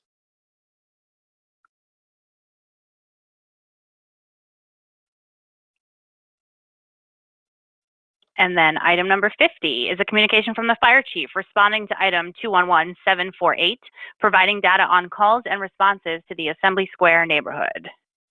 This item will be laid on the table and placed on file with a copy to Finance. And item number 51 is a communication from the Somerville Housing Authority responding to item 212264 with an organizational chart. This item will be laid on the table, placed on file with a copy sent to Housing and Community Development. Thank you, Mr. President. And then we have item number 69, which is a communication from the Department of Homeland Security responding to item 211931 regarding workers' rights. This item will be laid on the table, placed on file. And that brings us to the end of the regular agenda, Mr. President. Okay, we still have supplemental items, right? There are some supplemental items, yes, beginning with item number 70, an ordinance by City Councilor Scott and Ewan Campen that the zoning ordinances be amended by striking all language from section 8.3.1.10.c to prevent parking maximums in master planned development areas being exceeded by special permit. Councilor Scott. Thank you, Mr. President. I know the hour is late, so I'll be brief. This has come up over a series of community meetings that we've had in the Boynton Edwards area. I've held over 150 neighborhood meetings in the last 4 years on development, and I love them because it puts more eyes on these problems and finds all the things that we didn't necessarily see in that enormous zoning overhaul. In this particular case, we placed parking maximums on these overlay transformed districts, for lack of a better word. And one of the pieces of it is that in order to bypass these restrictions, these caps, all it requires is a majority vote of the planning board. It does not require the same hurdles that a hardship variance or other variance would require. And what we see in Boynton Yards, at least, is already these parking maximums are seeming to be violated very casually through this special permit process. So after discussion, this being raised repeatedly by the neighborhood council, and I appreciate their advocacy on this and other members of the community, Councilor Ewan Campen and I both feel that this bar needs to be a little bit high.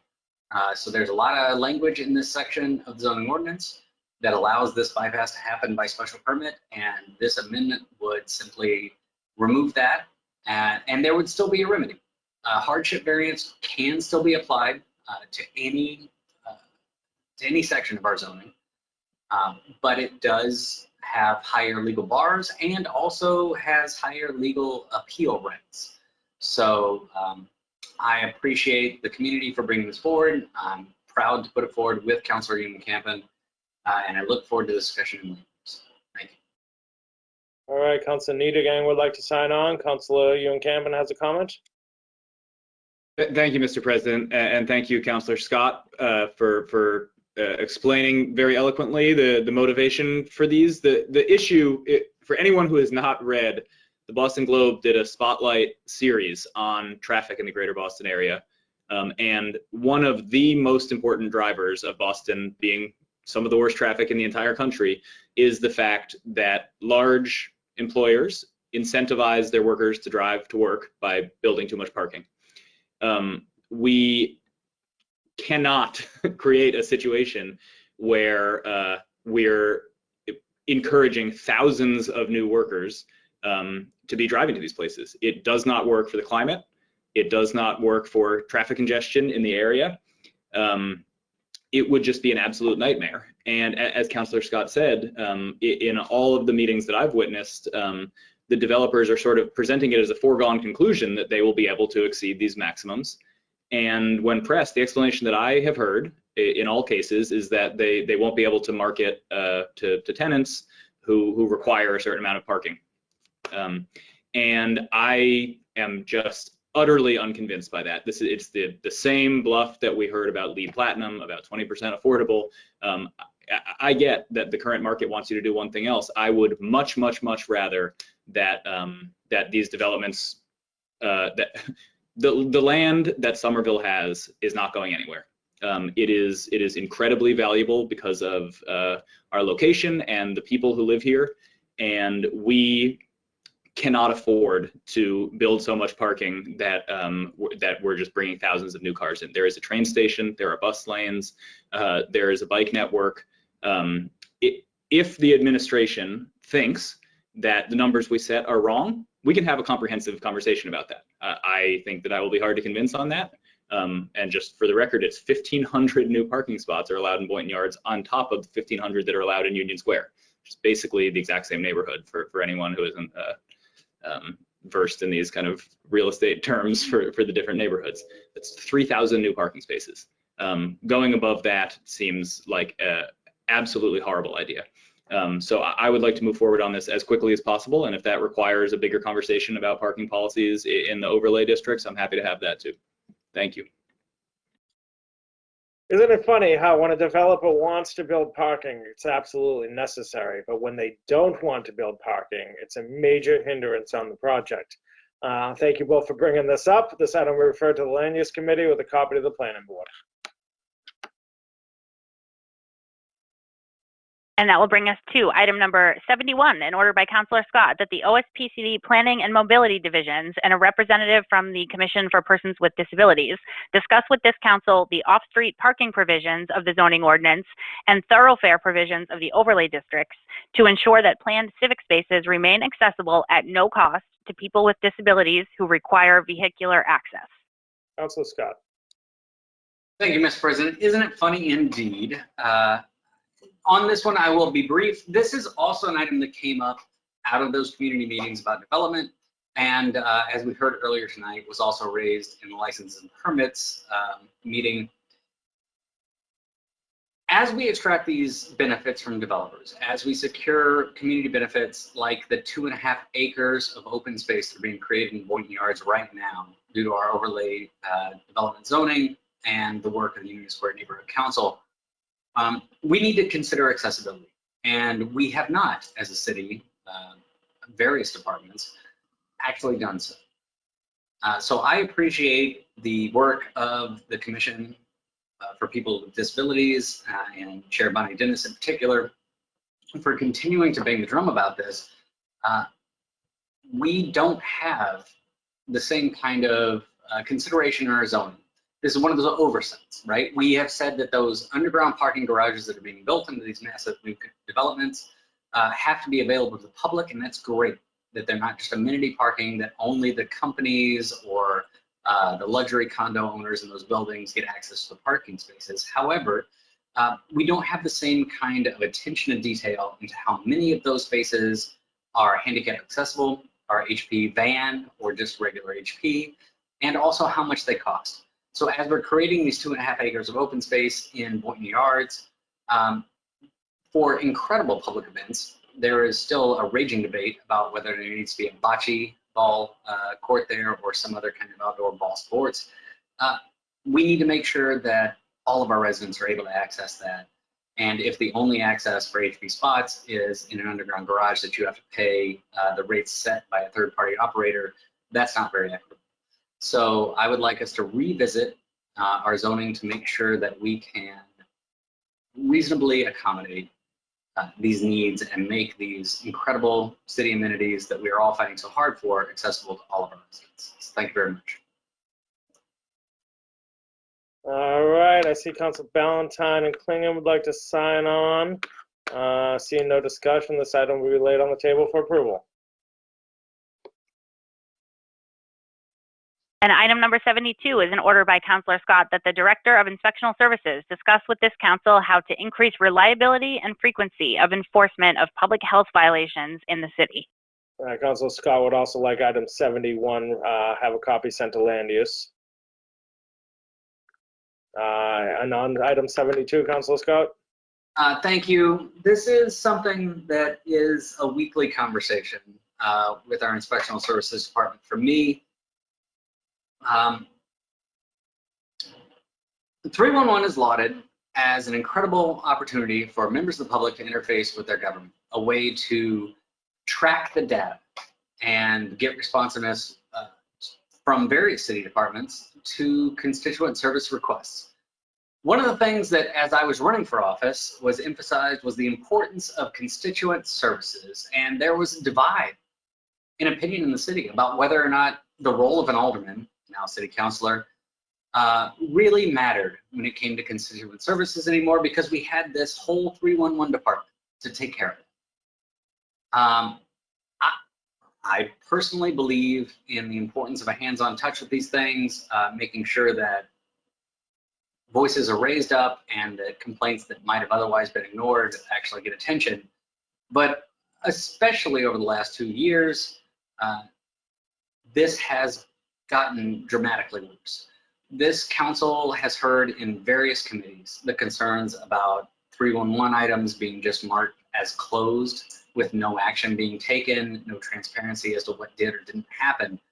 But I can say, as a city councilor who has access to the CitizenServe system to look at the items tracked through ISD, that it is extraordinarily concerning that even when I can get inspections to happen on violations that are reported, tickets aren't being issued. Without inspection, without enforcement, without the resources to do these things and procedures in place to actually enforce the city's laws, it calls into question our entire role for placing laws. This is a problem that I know all of my long-serving colleagues here have had long before I even got here. But it has approached some really dangerous levels in the city. I would like to point out that after placing this item on the agenda as a supplemental item that just came in just a few days before this meeting happened, I was contacted by a lawyer from Cambridge Somerville Legal Services who wanted to know more about this item, who wanted to know if I was actually working in contact with some of her clients, because the lawyers from Cambridge Somerville Legal Services have been trying to get dangerous living conditions addressed in tenant apartments and fighting just to get these violations cited. In years past, they would contact the department, they would get an inspection, a violation would be issued, and there would be a follow-up not too long after to make sure that those violations are remedied. It's sad to say right now, even when we can get an inspection, it's not a guarantee that a violation is going to get issued. Even when we do get a violation, it's exceedingly rare that there's follow-up. Now, we have talked about the lack of staffing in ISD. We've talked about the hiring problems in the city. But this is something that I think we absolutely need to have a series of meetings to address, some very serious conversations about our priorities in enforcement in the city. So I appreciate the attention of my colleagues on this. Mr. President, I'm not certain what committee this would best be addressed in, but I pray that we do. Well, let's take public health and safety. We haven't had a good meeting on that in a while. And this is definitely something I'd like to prioritize as well. I see the chair, Councilor Davis, would like to sign on, and I would like to sign on as well, because this has been a huge problem for several years, and one that I don't think is going to be addressed until the next mayor comes in. And I really hope that the next mayor, whoever he or she may be, will address this serious issue. I think it goes well beyond staffing issues. It goes to people doing their jobs. Councilor Ballantyne would like to sign on, and Baugh and Klingon. And this item will be laid on the table for approval and referred to the Public Health and Safety Committee. And item number 73 is a request of the mayor requesting approval of a grant of easement in Interbelt Road for fiber optic communications equipment. Item referred to finance. Item number 74 is a communication from the Director of Inspectional Services submitting the leaf blower regulations. Councilor Needham would like to comment on this. However, we're not allowed to discuss leaf blower issues until after 11 o'clock. So we'll come back. Councilor Needham, you have the floor. I will then hold forth for the next 10 minutes about some of my favorite topics not related to this. No, I just wanted to say quickly, soon it will be a leaf blower season and we're all going to be getting complaints. I just want to encourage everybody and let you know these regulations are 2¼ pages and they make pretty clear what's allowed and what's not allowed. I would encourage you to take a look at them and keep them handy so that when you get complaints, you can refer people to inspectional services so that they don't get cited, as we just discussed. No, seriously speaking, just so you know what the regulations are, take a look, keep them handy so you can inform constituents when they complain. Thank you. All right, this item will be laid on the table and placed on file. And item number 76 is a communication from the Union Square Neighborhood Council submitting comments regarding item 212031, funding for the Somerville Community Land Trust. This item will be laid on the table and placed on file. And that brings us to the end of the supplemental agenda, Mr. President. All right, do we have any more late items? We have 3 additional late items. The first is a request of the mayor requesting approval of the land disposition agreement for the property located at 31 Tuff Street. Oh, that's me. So let's refer to finance.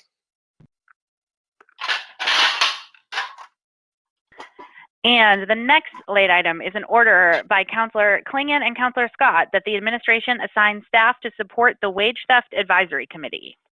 Councilor Clingan or Scott? Thank you, Mr. President.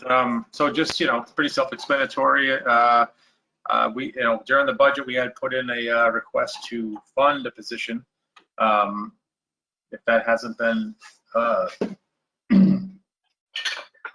honored, then I think, even if we can find a staff person from like economic development, whatever it may be, to staff this this committee, I think it's extremely important that we have somebody that can keep the group on track. These aren't people who are professional people running meetings, but we are making meaningful progress, and it would really help to have some staff. And so I hope that we can get there. Thank you. Right, Councilor Scott. Thank you, Mr. President. This is how an executive can kill legislative action. This council worked exceedingly hard, and I want to thank Councilor Rossetti for her leadership in particular on bringing together a coalition of people to make this wage theft ordinance happen. We took the guidance of the activists, we took the guidance of the people in these communities, working in these communities to create the best wage theft ordinance in the state. And it is being starved of resources. The fact that this committee continues to function at all is due to leadership of Councilor Clingan and the incredibly dedicated members of this committee that have been appointed from various community organizations, nonprofit organizations, labor organizations. It is a damn shame that this administration seems more determined to let this incredible tool for workers' rights wither rather than support the action of this council. I am prepared to drastic action to ensure that this Wage Theft Advisory Committee gets the financial staff support it needs. And I would ask my colleagues to join me. Thank you. All right. See no discussion. This item will be laid on the table for approval and refer to finance since Councilor Scott is ready to take drastic action. And the next late item is an order by Councilor Davis that the administration work with the City of Cambridge to improve pedestrian safety at the intersections of Elm Street with Beach Street and Willow Avenue, including opportunities to improve the Elm Street crossings in coordination with Cambridge's planned re-engineering of Beach Street. Councilor Davis. Thank you, Mr. President. If most of that sounds familiar, it's because you just heard about it earlier this evening in the Traffic and Parking Committee report, where the item was marked as work completed. I appreciate the discussion and leadership of the chair of that committee, and for the efforts of the folks in the administration to put the plastic flex posts in place to provide a little bit of visibility for the Elm Street crossings. And I might have waited 2 weeks until the next meeting to put this back in committee, because for those who have been following this issue, this goes back to Alderman Gwartz. I know Councilor White has put in orders over the years, Alderman Provo way back when. And the reason I put this in specifically was that Chair Niedergang mentioned the Cambridge work, and so I wanted to just highlight that if they're going to be doing work on Beach Street, then let's not miss that opportunity. That's the real point here. So anything that happens at that intersection will require the cooperation of Cambridge, being that's on the city line. So given that point, I wanted to throw this back in to raise the profile for anyone who would need to talk to Cambridge, find out what they're doing on Beach Street, and to the extent that they're not already, look at ways we can invest a little bit of resources to improve the Elm Street crossings in conjunction with that project. So that's all. Thank you. All right, thank you. Any further discussion? Seeing none, this item is laid on the table for approval. Referred to Traffic and Parking. And there are no further items before the council, Mr. President. All right, let's take all items laid on the table and do a roll call vote on each item. All together. So this will be on approval of items 3 through 7, 11, 16, 18 to 23, 52 through 68, 71 to 72, 75, and 4 late items, and to place on file item 8, 50 through 51, 69, 74, and 76. All right. Councilor Niedergang. Yes. Councilor White. Yes. Councilor Ballantyne. Yes. Councilor Ewan-Campen. Yes. Councilor Davis. Yes. Councilor Strezzo. Yes. Councilor Klingon. Yes. Councilor Mba. Yes. Councilor Scott. Yes, please. Councilor Rossetti. Yes. And Councilor McLaughlin. Yes. All councilors are in favor. Those items are approved and placed on file as indicated. Okay, this is our first 4-hour meeting in quite a while. I think it's good to remind our outgoing councilors exactly why they're leaving. Councilor Scott, I will move to adjourn. Let's please call the roll on adjournment. On adjournment, Councilor Niedergang. Yes. Councilor White. 5 more meetings to go, yes. Councilor Ballantyne. Yes.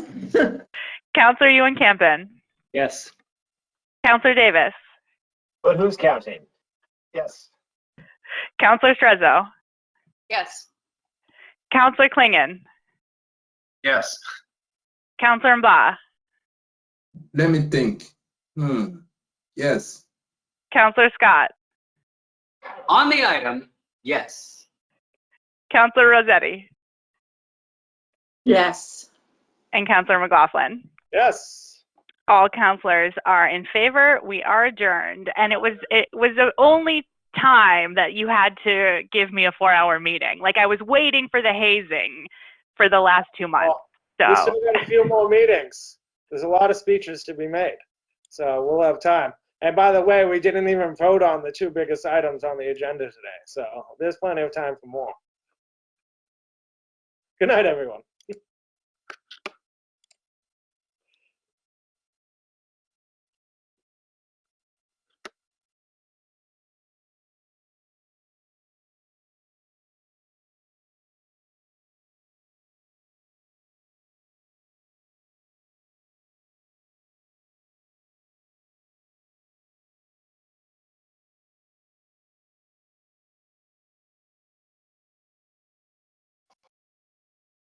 As well as you're going to need to end the meeting. We can still see your screen.